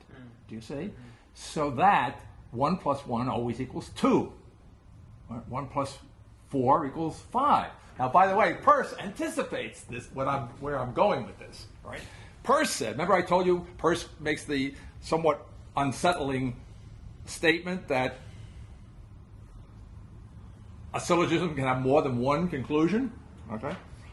Elsewhere he says, I can't remember where, I love browsing in Peirce, it's rewarding, like browsing in Kierkegaard, same idea in a different world, different set. Peirce says, well, I don't know what he uses. Let's say he uses 2 and 2. This is what he says. Well, it's true that every time we add 2 and 2, we get 4. Right? But that doesn't mean, says Peirce, that 2 and 2 equals 4. It may be that 2 and 2 equals 5. But it may just so happen that when we go to add them together, we get 4. Now, you see how deeply, but not just in physics, in every area he's anticipating this quantum world, you see, which defies our mechanistic expectations, all right? So Bill asked a couple of, not recently, but a couple of weeks back, a question on the forum, and one of the sub-questions of your question, he was kind of asked, is this right type question, and raise the question, well, in the thinking now occurring or in the logic, it would seem that there's freedom, but a kind of, I think you used the word indefiniteness or something like that. And my response to you, I don't know that you remember, I said, no, in the thinking now occurring, there is freedom, but not indefiniteness. Okay? In other words, I am free to perform this operation in at least 3 different ways, maybe more, right? But the result, once I have gone down one of these roads, is not indefinite, right? It's not up for grabs. So if I generalize that, the relationship between the thinking now occurring and person in particular, but pragmatism in general, all right, is that what the thinking now occurring likes, chapter 7, Faith and Philosophy, what it likes about pragmatism is pragmatism prioritizes freedom to necessity, okay? And therefore reverses the Hegelian prioritization of necessity over freedom, right? So the thinking now occurring likes the prioritizing of freedom, you see, but what it doesn't like about pragmatism, which it otherwise is very akin to, you see, what it doesn't like is that pragmatism has freedom as its priority at the expense of definiteness. Do you see that? You see? And that, which is a very small, simple, logical thing to say, is that it has an ultimate reality at the expense of having it now. You see?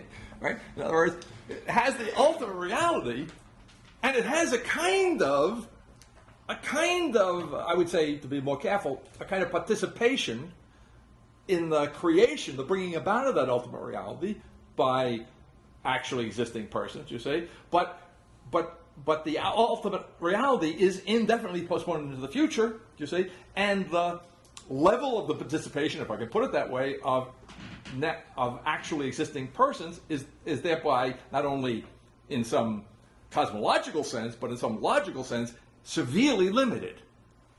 You know, okay? In other words, I mean, it's essentially, I'm going to say it's in principle it's limited. Okay? Because that ultimate reality is postponed in the future, but it's defined by Peirce as the general agreement in the ultimate long run on reality will constitute it. Now, you see, when he says that, that's his way of saying that there's no sharp break, to put it mildly, between reality and what we think. You see, Peirce is already there. He's already that far there, right? He's already, what we think is creating the world. Our thinking is part of the creation of the world. The problem is, it is not absolutely the case, you see, and on one level, it's not absolutely the case, therefore, my creation, the ultimate reality of my person, you see, it remains to be seen, just as the ultimate reality as a general consensus of intelligent beings remains to be seen. All right. So what is that slack in there? It's the built-in indefiniteness that is essential to pragmatism. Right? And it's not, again, it's not a shortcoming, so to speak, of pragmatism in the everyday sense of the word, right? But it's a shortcoming retrospectively, if I can put it that way, from the point of view of thinking now occurring. So is there a certain unpredictability? Yeah. Okay. But is that unpredictability bound up with a kind of is that unpredictability bound up with anything other than my identity? No. Okay. In other words, I am completely responsible for whatever route I go down, and whatever route I go down is nothing indefinite about it. Okay? But you could say before the fact, you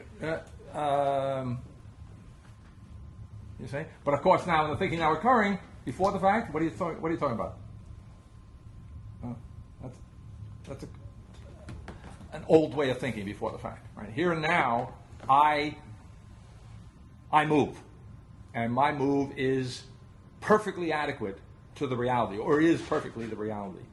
So all of these different forms right. these rotations, these Right.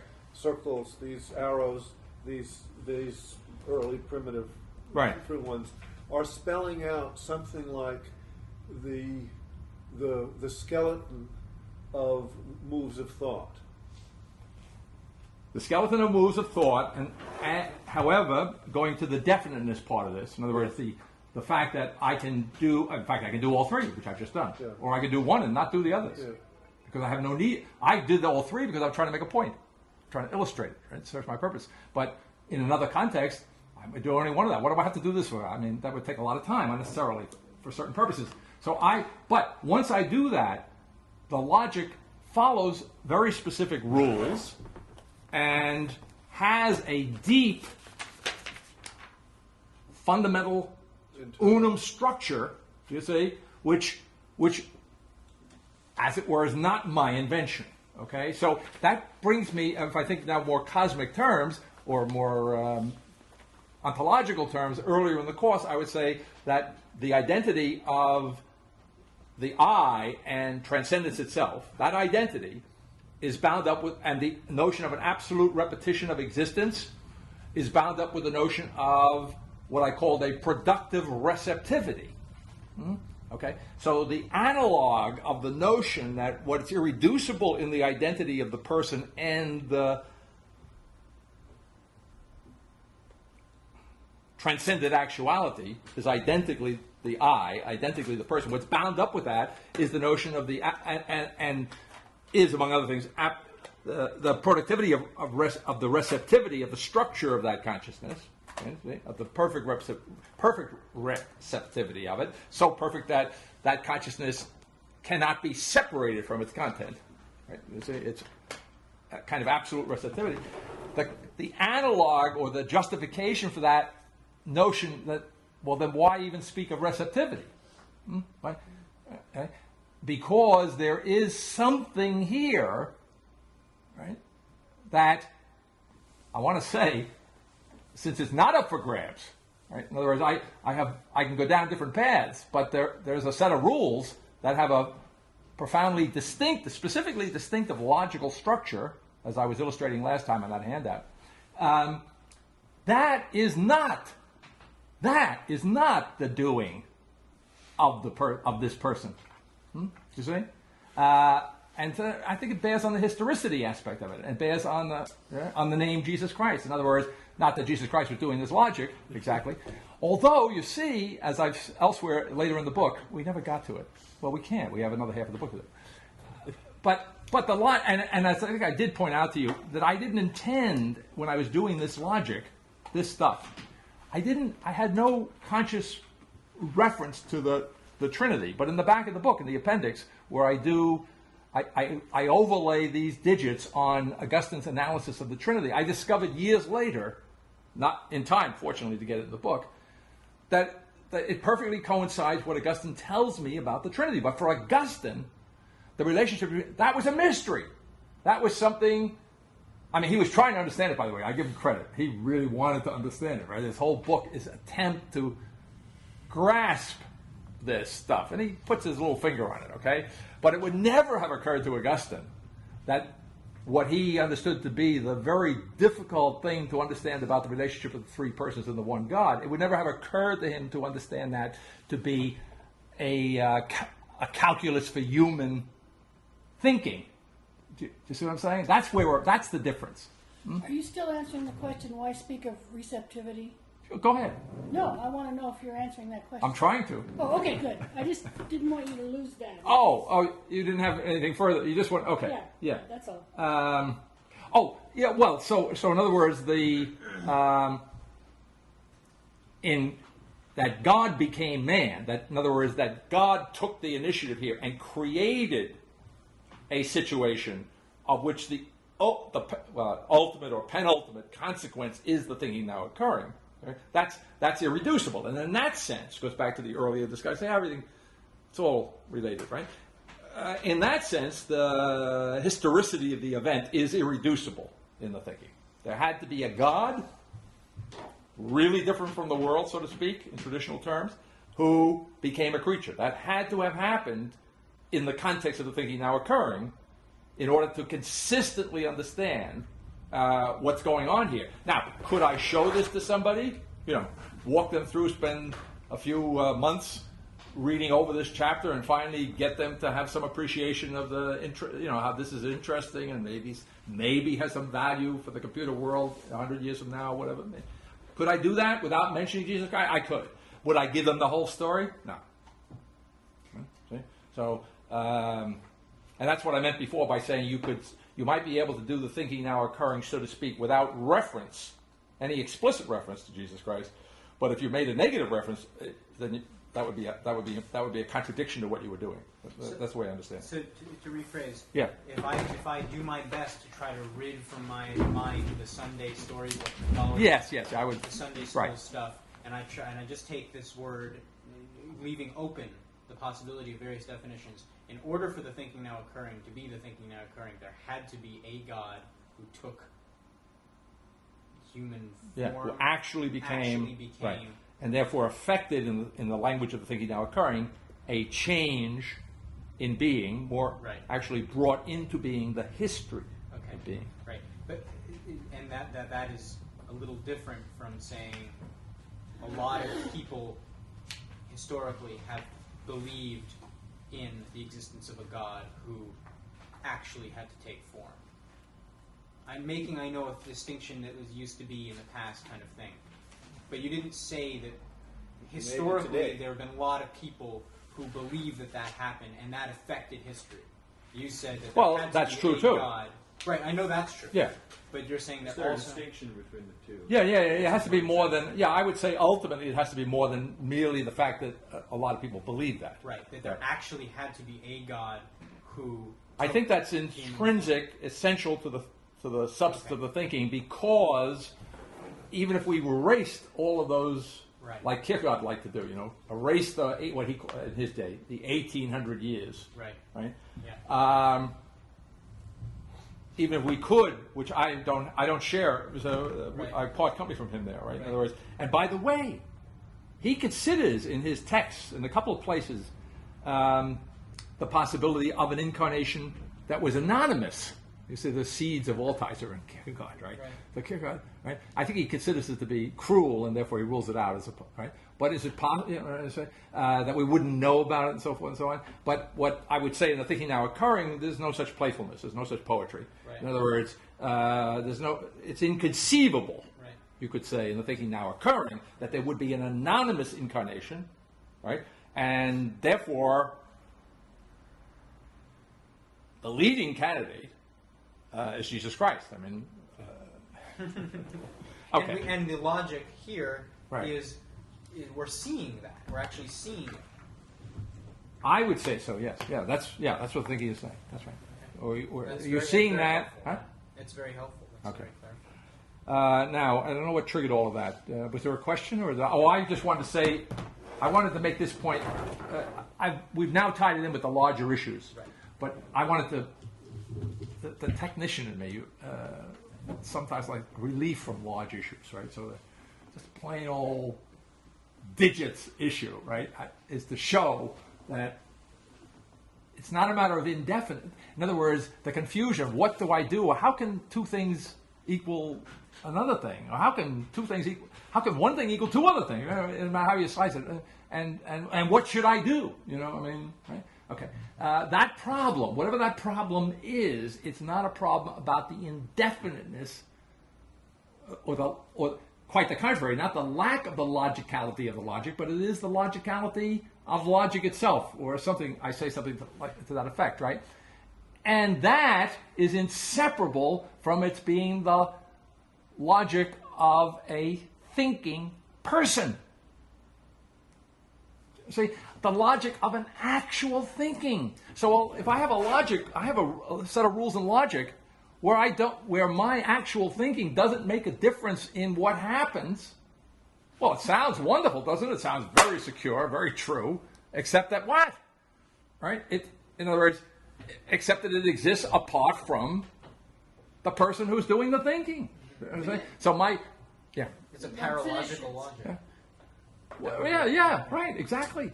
And it's an analog to Kierkegaard's objection to Hegel. I mean, we wasn't talking dislogic, but Hegel, in other words, that Hegel could have a philosophy in which from which he had absent-mindedly removed himself, in effect, from a Kierkegaardian point of view, right? But when Kierkegaard goes to make good for that, he can only come up with a thinking, right, that is illogical. I mean, you see, simply illogical. All right? So the best of all possible worlds here, whatever it is a faith that is essentially thought. Absolute freedom. Right. Absolute But that means it's a transformation of thought. As I say in the preface of this book, it's kind of reason explodes to fit the form of faith. And therefore the logic, the nice, comfortable logic in which I have a predictable outcome before I do anything, before I actually do anything, that belongs to the past. Is it somewhat anticipated in Peirce? Yeah, somewhat, but again at the expense of the distance between the ultimate reality and existence. Yeah. That's what I was going to ask. Is just to take that sentence and distinguish this from pragmatism. Again, namely that it's the logic of an actual thinking person. Yeah, right. Here and now. Yeah. Right. And yet the actual thinking person is not, as he would be in Kierkegaard, in reaction, doing a kind of thinking that can only be described as unintelligible, right? But now, say, as opposed to Peirce, Right. say something about Peirce in the light of that. Is it just the... Well, what I think I did say, which I think is, there may be more to say, let me think. What I'm saying is that in Peirce there is a, no, I guess, I would say that what I've just said about thinking now occurring is not actually true in Peirce. What is true in Peirce is that he has a logic, what he calls a logic of relatives. He has an essential relativity, I think I, in effect, say in today's assignment. By which I mean to say in this context that in Peirce I have laid out a logic in which, according to the rules, different, depending on how I manipulate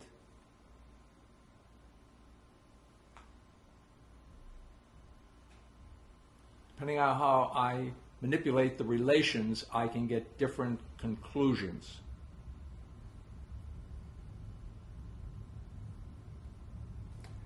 Okay, the first difference would, all right, so to that extent, the same direction. But that in Peirce is tied in with an irreducible indefiniteness in the reality of things, and an indefiniteness, I think, in what's going to happen, how I'm going to get to any one of those conclusions. Once I make, as it were, the decision to do it in one way or another, there's no indefiniteness here. Right? It's so that, and then I was making the larger point that which I would take to be the difference in mechanical terms or whatever, logical terms, is more deeply related to the fact that the existing person who we might imagine in a Peircean world would be thinking through a syllogism. Right? This helps me. The actual thinking person thinking through the syllogism, that person, as it were, wouldn't know definitely the outcome of the syllogism until he or she, as it were, arrived there. Right? You see what I'm saying? Because the fundamental relationship between the person, between thought and reality in Peirce involves an irreducible indefiniteness or vagueness, right? But in the thinking now occurring, the fundamental relationship between the reality and the thought is definite but not necessitated, to go back to the point I was trying to make to build. So in other words, you say, well, wait a minute. How can you mean there could be more than one definite outcome? In other words, indefiniteness kind of allows me to have more than one possibility. But what I'm saying, okay, now you've forced me into it. In this thinking, what you have is not more than one possibility. Bill's latest question provoked me to say that the thinking, he said, well, I'm paraphrasing, I'm not doing you justice, but he raised the question about, does the thinking now occurring provide an answer to all possible questions? And my answer, among other things I said on the forum, was, hold it. Thinking now occurring provides, or at least in principle, understands there to be an answer to all actual questions.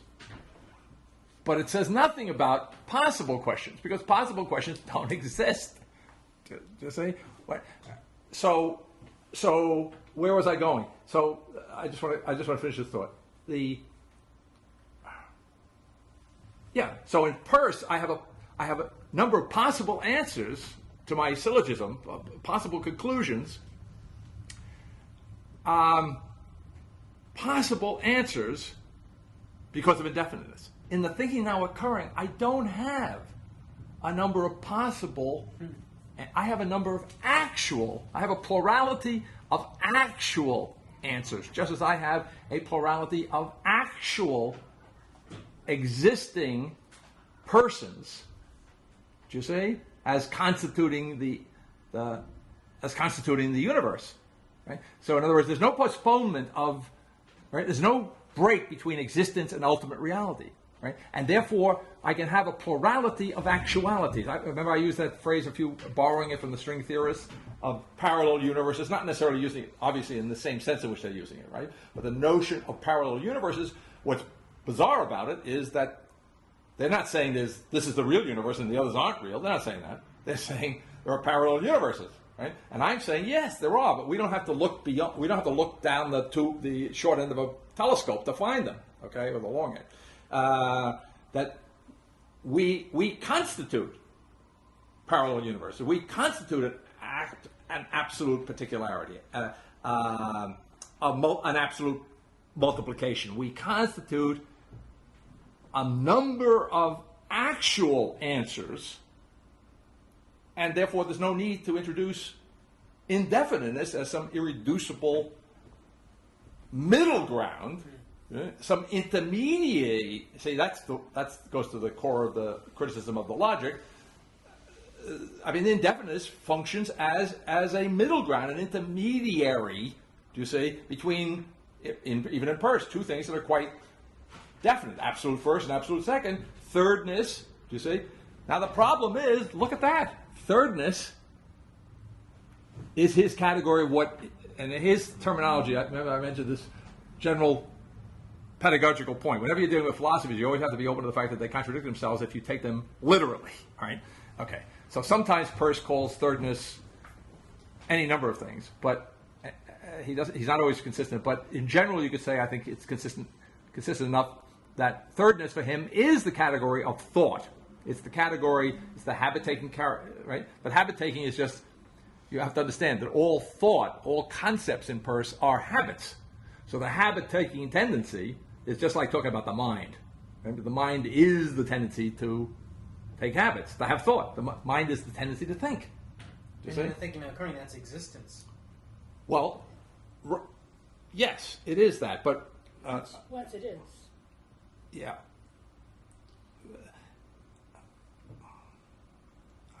I just lost the thread of what. Sorry. That's all right. That wasn't your fault. I may have already had lost it. You can never know when you lose it. How do you know? So You wouldn't lose it. thirdness, habit-taking tendency. Yeah. The middle. Right. So there's nothing.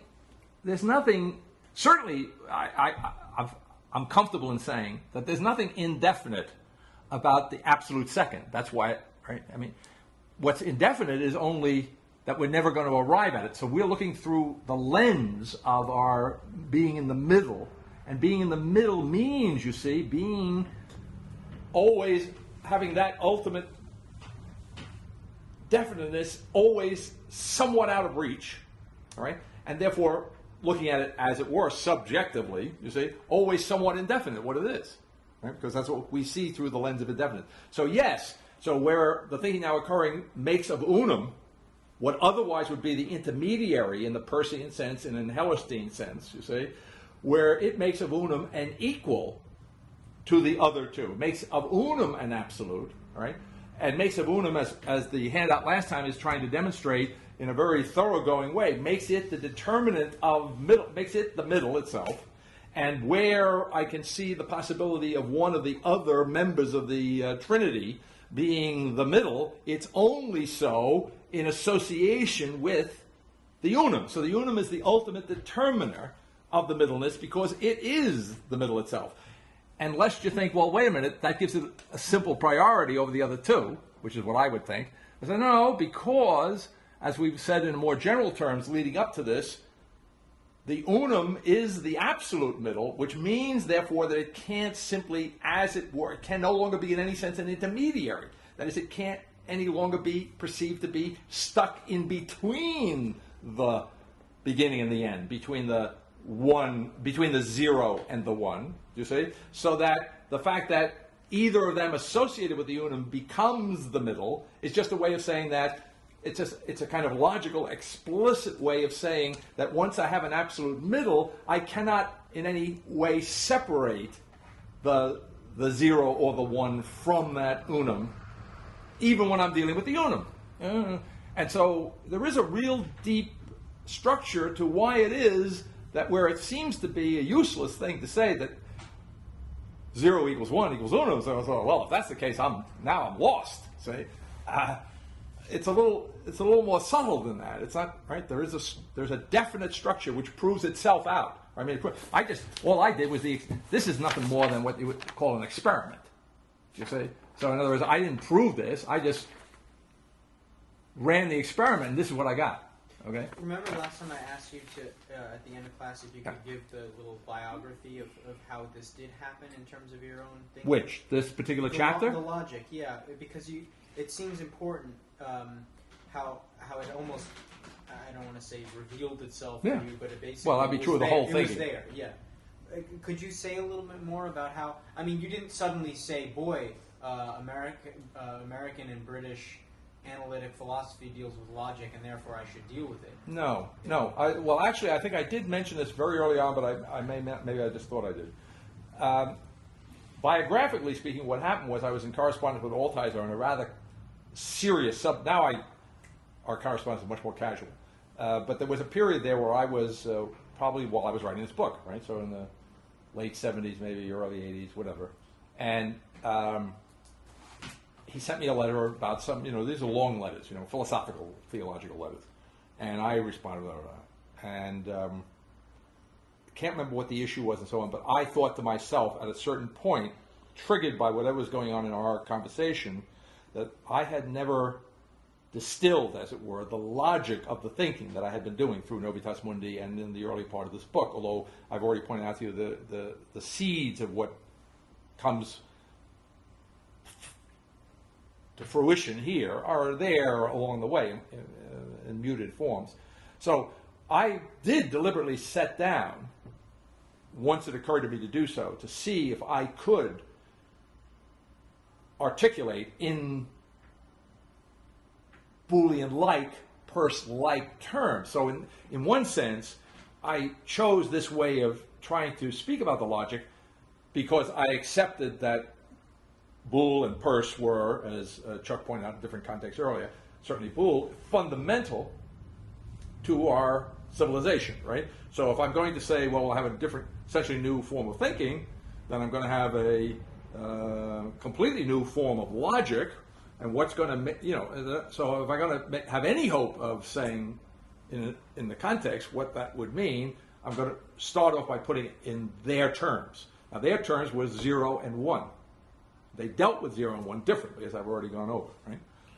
But that wasn't and the first conceptual move that I remember making was I knew that the logic could not only were 0 and 1 perhaps not adequate, but my first move was that what was going to be completely different here was that the 0 was not, go back to Alia's earlier question, the 0 was not going to be nothing, okay?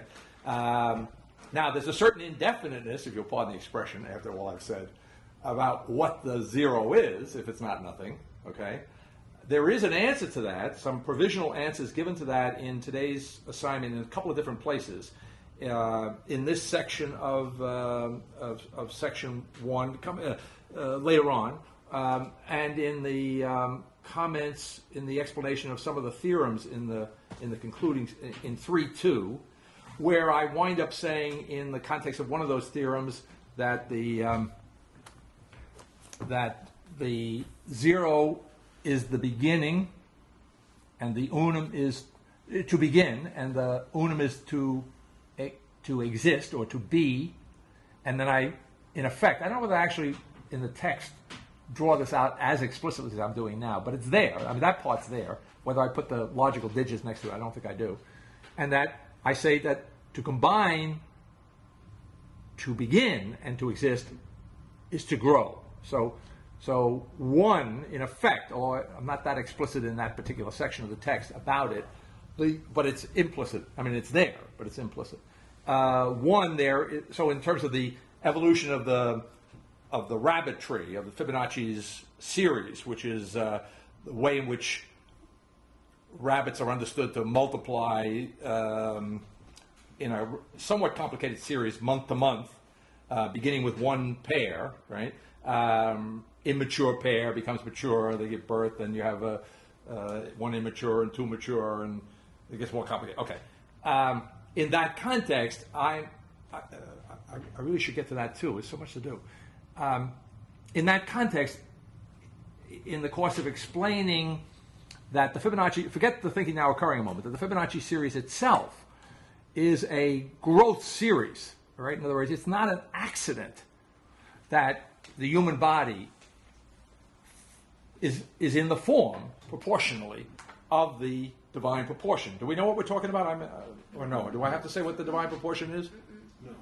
Yeah. Yes? Okay. The simplest way to explain it is a line.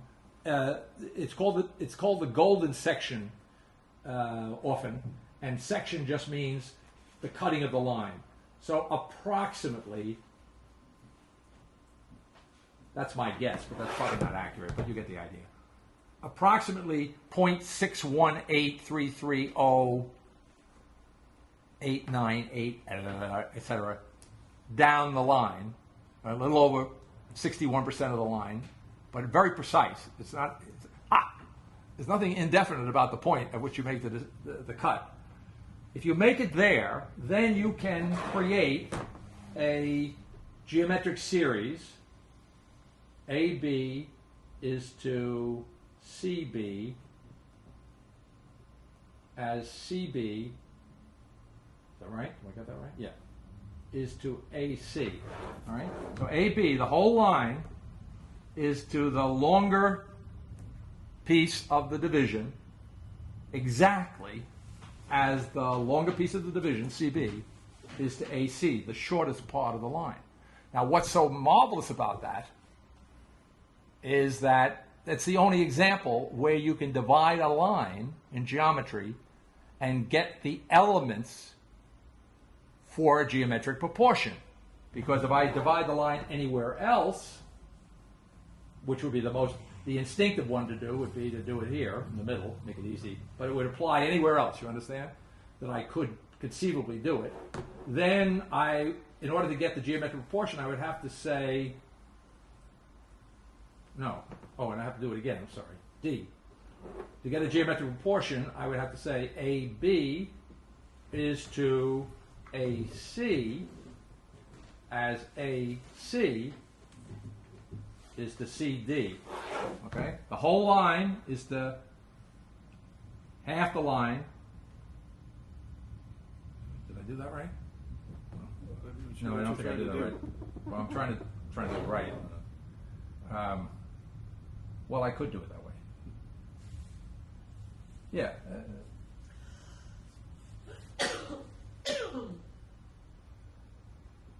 Just a question of terminology here. The whole line is to half the line, as half the line is to a quarter of the line. So AB is to AC, as AC is to DB. I think that's right.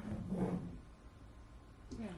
right? Or Yeah. BD, right? Or Or BD, yeah. what did I put? CD. Yeah, or CB. it comes to the same difference, Yeah. right? All right.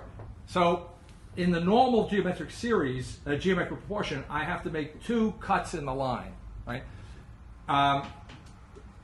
And I could make this one. I make the cut at 1/2. I could make it at 1/3, and I would make another cut at 1/3 of the third in order to get the geometric proportion. You follow what I'm saying? All right. So to get that fourfold, normally I would have to make 2 cuts. Whether it's at 1/3 or 1/2 or 1/20, it wouldn't make any difference. If I apply the same ratio twice over, then I get my geometric proportion. Here, the same ratio twice over I can get, you see, automatically. It's built in, right? And it's quite definite. Actually, it's, for those of you who might be interested, the square root of 5 plus 1 divided by 2 is exactly, if you take your calculator out, it'll tell you exactly where to make that cut. Now, let me just, I guess we should look at that section. Let's jump to that and then we'll jump back to, let's just jump to it. Hopefully we'll jump back.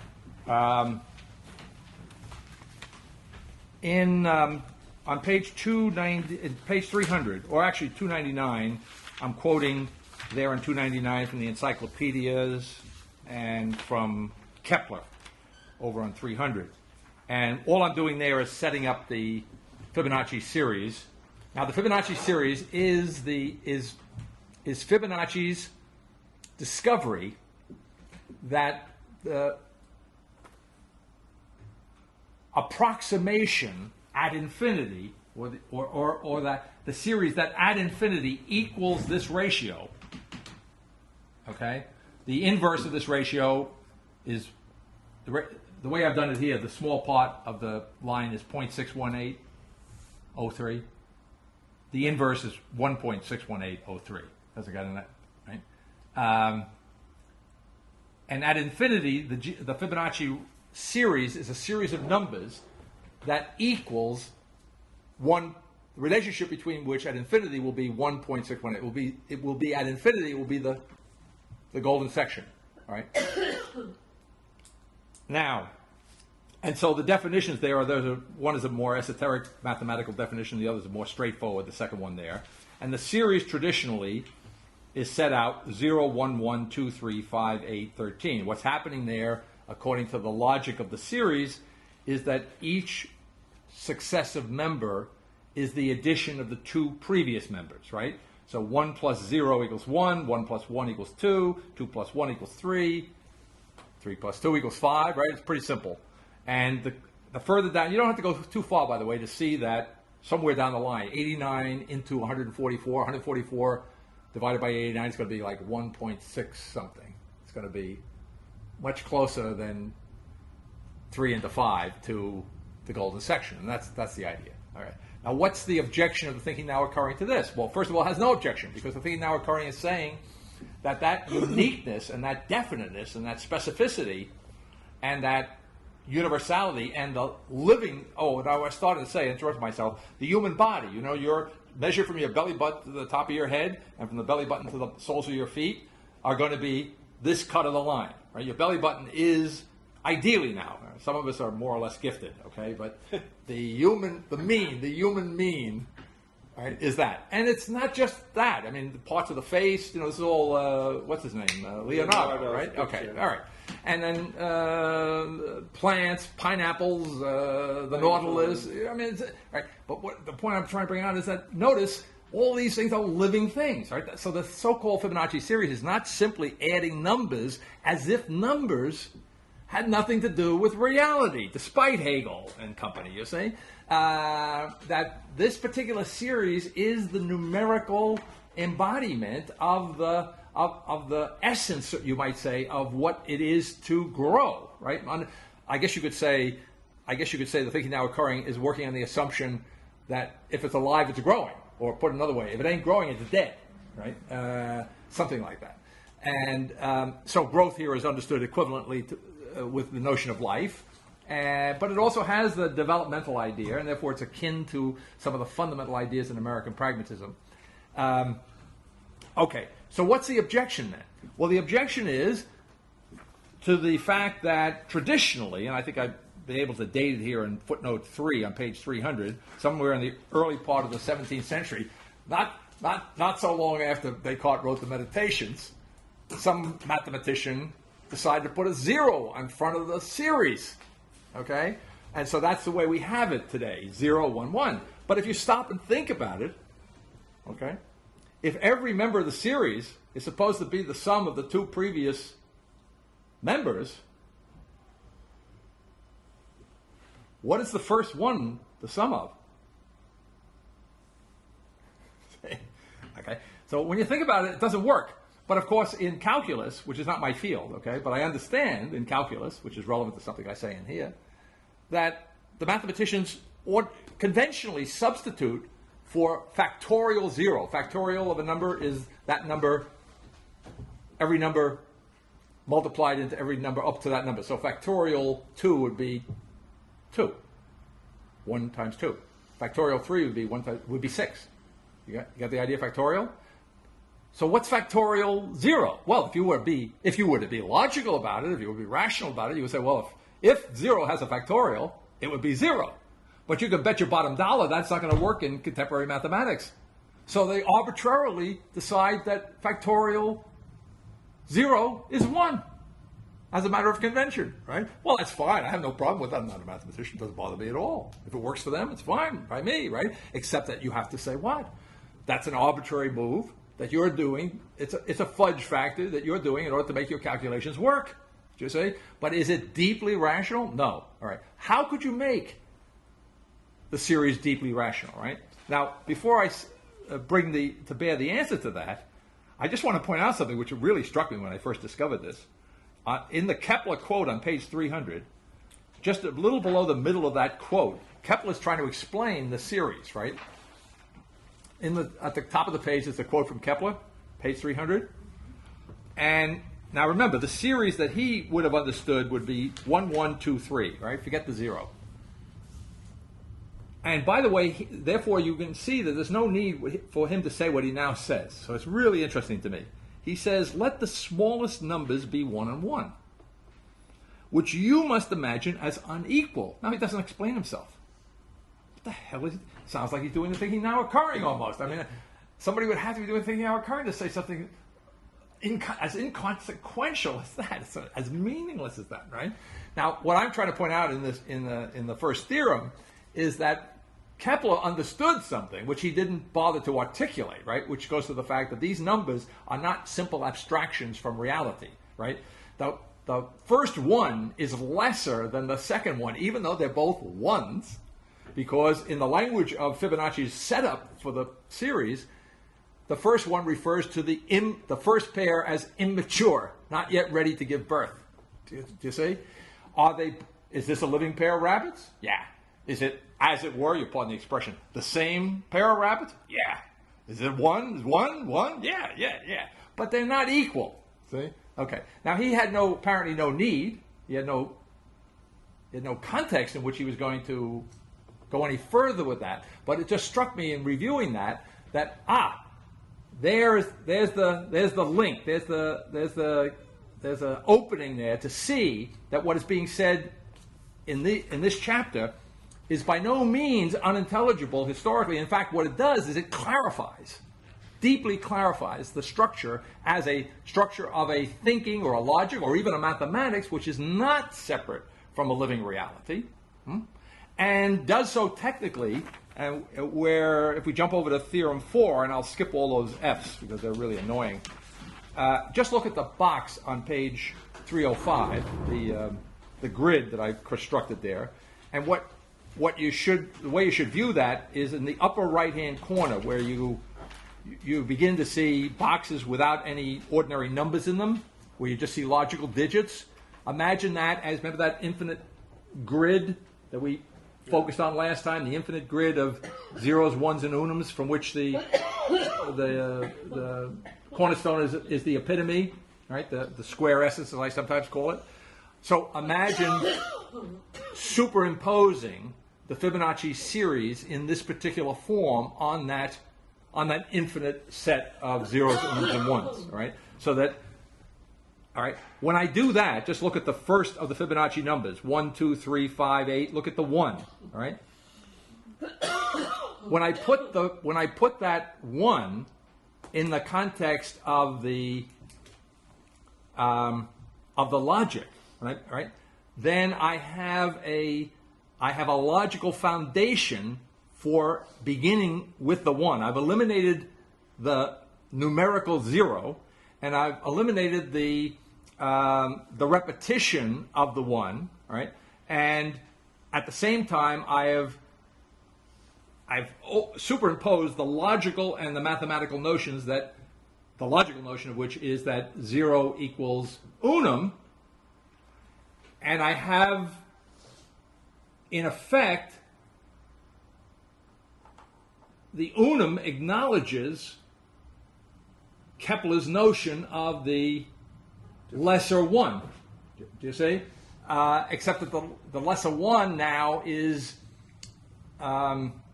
understood to be preliminary to where this box, this grid, this square box starts, which is a 10 by 10 square of the first 100 Fibonacci numbers, beginning with the second 1. Right? That's right? So I call that the unum-founded Fibonacci series. What's the E? Where's the E? Where's the E? Where are you looking? After you Oh, get- E is exponential. In other words, it's the equivalent of 10 times 10 to the whatever power. So, Oh, I see. you see? So, are you lost? I'll try and help you. Well, just when you were saying the 1, just because I was gone for a bit, when you Oh, said well, maybe you came in at 1, the reference is back to Kepler's Kepler quotation on page 300, where Kepler, in trying to describe the series verbally, makes mention of the fact that it begins with 2 1s, but they are to be understood as unequal. Okay? Now he lets it go at that. And the major thrust of a number of these theorems is to point out that although he felt no logical or mathematical need to create a logic that would account for a lesser 1 in his language, nevertheless, he was saying that because he was he had in mind the Fibonacci's understanding of where the series comes from, the relationship between an immature and a mature set of rabbits, right, from month to month, as they're giving birth in successive months, and that's where the multiplication comes from, right? But as I'm trying to point out is that behind the abstract numbers, not only at the beginning with the lesser and the greater 1, but as one of the theorems points out, in each number of the series is not the simple arithmetic addition of the two. 5 is not simply 2 plus 3 in the abstract. Just say it's the addition of whatever it might be at that point, I can't remember. It's the addition of a certain number of mature rabbits and a certain number of immature rabbits, and that number is changing from box to box. Do you follow what I'm saying? So the set of mature and immature that produces one of the preceding boxes, by the time that box gets added to one that comes 2 later, its content has changed, although the number has remained the same. So it would be so it cuts 2 ways. It would be very misleading to think that we're dealing with, in mathematics, with pure abstraction. And the obverse of that is that we're dealing there with a mathematics which is in no sense cut off from the living underlying reality. Right?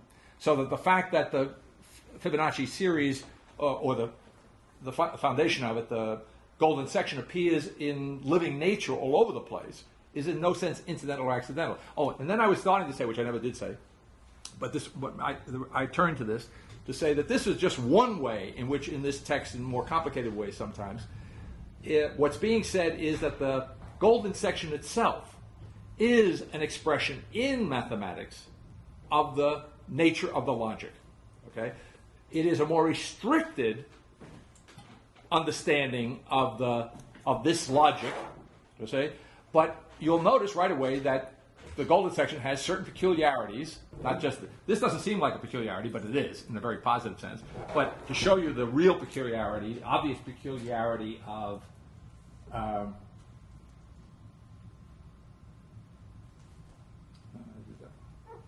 great thing about fingers, of course they turn blue. Okay, and let's see what would be the equivalent here. Let's try this.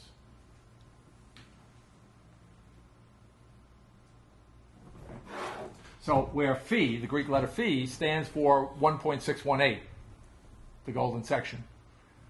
The arithmetic value, the truth, what's unique about this is that if you add 1 to phi, you get phi squared. That's crazy. Phi is 1.618. And you add 1 to it, you get phi squared, which is 2.618. It is. Right? And to show you that, just try it with any other number. Okay? You can't do it. 1 plus 2 is not 2 squared. 1 plus 3 is not 3 squared. Do you see? And what does that show you? Well, it shows me. It's just my it's kind of my pedagogical way of calling attention to the fact that what at first glance appears to be really strange, may be strange, but by no means without significant value. Okay, so this is strange. This is a complete anomaly to the ordinary way in which numbers function. What I'm saying, the larger point I was trying to make was that this particular strange, the ancients call it divine result, you see, is golden result. I mean, really valuable thing. And what makes something valuable? How rare it is, right? Okay. Here you, I said we're all aliens. We're all very valuable. If there is an absolute particularity, you see, then the price on every person is out of reach. Okay. See, what seems to be such a crazy, dry thing, does resonate at some level. Okay. So what I'm saying is that, as it were, the rareness in the logic, it's even that much more rare.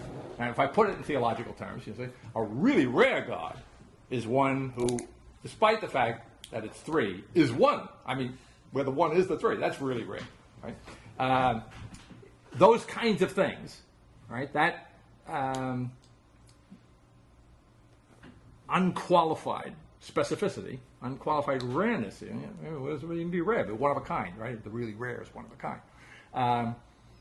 Okay.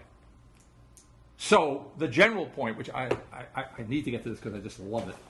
So that's the general point of a lot of the specifics here. Then I wanted to show you this thing, this is my little Christmas present. And I'm just going to split it up this time here. It's Christmassy because it's in color. And if you really create it you could probably make something hang on your Christmas tree with it. And then this one is just by way of illustration because the print on the first is small.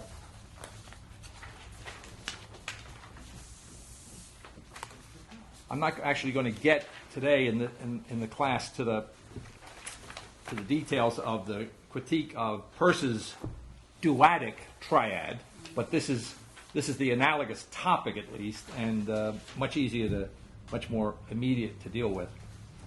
This little triangle, this is just the beginning of this up here, just the beginning without color. It looks like one of Chuck's poems. I read that poem. The point being, I give you this, even this is small type, but it's a little more accessible. And I've discussed this before. The top line is 1, 0, 1, and 1, 0, repeated to infinity. The second line, you'll notice, begins with a unum. Why? Because on the top line, 1, 0, we know equals unum, because we've studied the chapter, right? And we know that an unum with the next one up there, unum, is going to give me a 1. This is on the web page. Say again? Yeah. I'm sorry? I say this is on the web page. I've subsequently put it on, but I did this. It's because of you guys it's on the web page. But yeah, if you want to look on the web page in living color, you can do that too. 1 times 1 gives you 1, you see. Then 1 times the 0 on the line above it, in front of it, gives you the unum, you follow. And that same application of the logical values to one another line by line produces automatically this larger picture, all right, which is a small picture, but and so it goes on to infinity. Oh, I got it upside down. I have two examples here, one real and one duadic trinary, right? And let's just deal with the real trinary logic. Now, what I've tried to illustrate here, because everything is so small, what you want here, start with this big triangle of 1s. That's easy to pick up, right? You can't miss that one. Then go up here, you'll see there's another one like it up here, under the number 16. And then if you look real closely, or if you have good vision, under the number 4, there's another smaller one there, shortly after the beginning. You got the idea? Okay. So when I perform the logical operation, oh, by the way, the top line of this thing, which you'll find in the text, is the logical equivalent of a geometric series. In other words, it's what the logic understands to be a geometric series. In other words, the logic starts 0, 1, 1. But 0 raised to the 0 logical power is 1. So the reason this line starts with 1 is not arbitrary. It's that it's comparing the geometric series of the logic in its own terms, just doing it. And lo and behold, the logical geometric series produces the mathematical geometric series and does so in a really neat way. So if I just look at these big triangles of 1s, the first triangle of 1s, the edge that coincides with the big edge, the little edge of the first triangle, has 4 1s in it. The next one down has 16. The next one down has 64. So if I were to count the edges of all of the 1 edge-sharing triangles to infinity, they are the geometric series where x equals 4. Do you see that? Okay. If I were to look, and here's where the rules come into play, but it's up to me whether I want to do it, but I want to do it. So I look and I say, well, okay, fine, but what about all these places in between these triangles of 1s where the edges are composed of 0s and unums and not by 1s, right? Well, if I count those, then I go, that is, if I count, how can I put this? If I count everything, right? If I don't skip 1, 4, 16, 64, you see? If I don't do the geometric series 4, but I do the edge uninterruptedly, then the series becomes 1, 2, 0 and 1. Right? 4, the 4 1s again. 8, 0s and unums. 16 1s again, you see? And 32 0s and unums over here. Right? So then I get the geometric series where x equals 2. Now all I'm missing, and this is the one I need, this is the pièce de résistance, right, is the geometric series that equals 3. After all, it's a trinary logic. But it's not along the edge. But it's here, and I love this, in the middle ground between the edge-sharing triangles of 1s. And it's there. Now, you can work either way backwards, but if you look, there's only a very small little ground between the first one and the first triangle of 1s, the one that has 4 on the edge. But in there, you'll notice a blue triangle. That should be a blue triangle of 1s, but it's not edge sharing. See, in other words, it's a right triangle that doesn't have an edge along the big edge. When I look in the next middle ground between that set of 1s and the next triangle of major triangle of 1s there, I notice that I now have not 1 blue triangle, but 9 blue triangles. And between the 9 blue triangles and what is now 1 yellow triangle, you see, I have 3 green triangles. Right? So I begin to see that what's developing in the middle ground, see, in the place of what in the logic we call the absolute third, is the geometric series where x equals 3. And the progression is 1, 1, 3, 9. And then when I get up here, I've got 1 orange, 3 magenta, 9 yellow, 27, right? See? Green, and 81 blue. And as I said last time, by illusion, Pythagoras, he stopped counting at 4 when, I mean, he did go up beyond 4. He went to 10. But he organized his 10 into 4. You know that one, no? Yeah? They didn't, remember the Greeks used their letters as numbers, as is important in the second half of this book, as the Hebrews did. So when Pythagoras thought of 10, he thought of it this way. He thought of it as 1, 2, 3, 4. And when he thought of 1, 2, 3, 4, the reason he was thinking of 1, 2, 3, 4 as the way to organize his 10, right, was because what he was really thinking about was the universe. And there are a couple of ways of doing this, but the really simple way to do it is that if I do this, right, I've got 1, 2, 3. What happens when I do 4? Well, when I do 4, then I've got, I'll botch this up here. Did I do that right? Yeah, I did. Oh, You want to make it tetrahedron, is that it? I don't know that I did it right. Let me just see. I do it lying down, better sense of what I'm doing. Okay. So now I have what? I have a two-dimensional. Well, yeah, right. That's right. I have a three-dimensional. I have the minimum regular right, polygon. right. And the tetrahedron, which is what this is in 3 dimensions, is the equivalent of the triangle when it comes to rigidity. All right. It is the fundamental building block of the world of our actual experience. So what I'm saying is that here, the logic produces. Right? It not only produces 1, 2, 3, 4, which we, by the way, we kind of skipped over that, but but it does so in. Go back to my claim about the mathematical reading of the Hebrew and so forth, and the ancient Greek text, not simply numerical, but rational way. Right? In other words, here's a structure. And so here is Hellerstein's. This is when I lost contact with him after I sent him this. Human nature. I took Hellerstein as a logician who wanted to say that we were both doing trinary logic and they're really the same. So in order to prove to him that his trinary logic was not real trinary logic, I had already done this for myself. Right? So I thought, I like to test. I did this to make sure. If I was wrong, I would, I'd be wrong. Okay. So I want to test it out. Maybe I'm crazy, right? And so I applied the same. I wrote a program, but I put in his 3 digits. My U is my invention. He didn't have a. I don't think he had a typable symbol. What was the actual difference? I'll show you in a minute. Yeah. You mean the logical difference? Yeah. That 2 U's, two U's and 2 zeros equal each of them themselves. I see. A double U equals a U, and a double zero equals a... So reading these equations out. Yeah. So I wrote a program putting in his operations in with his 3 digits in effect, okay? And I typed it out, and this is what I got. Well, even across the room, the first thing you see is that instead of 1, 3, 9, so you got 2.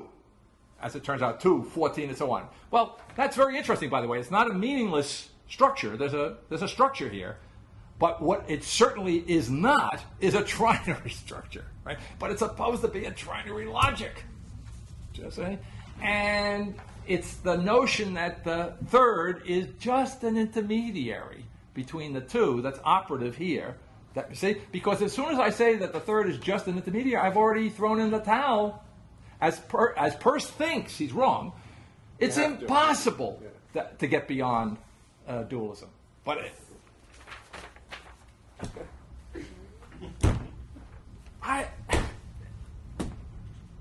it may be impossible. Oh, well, it may be impossible. It's impossible, but there it is, which is nothing but existence. Because, by the way, impossible is a verbal way of characterizing the nothing in mathematics. It's impossible. There's nothing there. Okay. I've stopped because I pushed the clock, but if you want.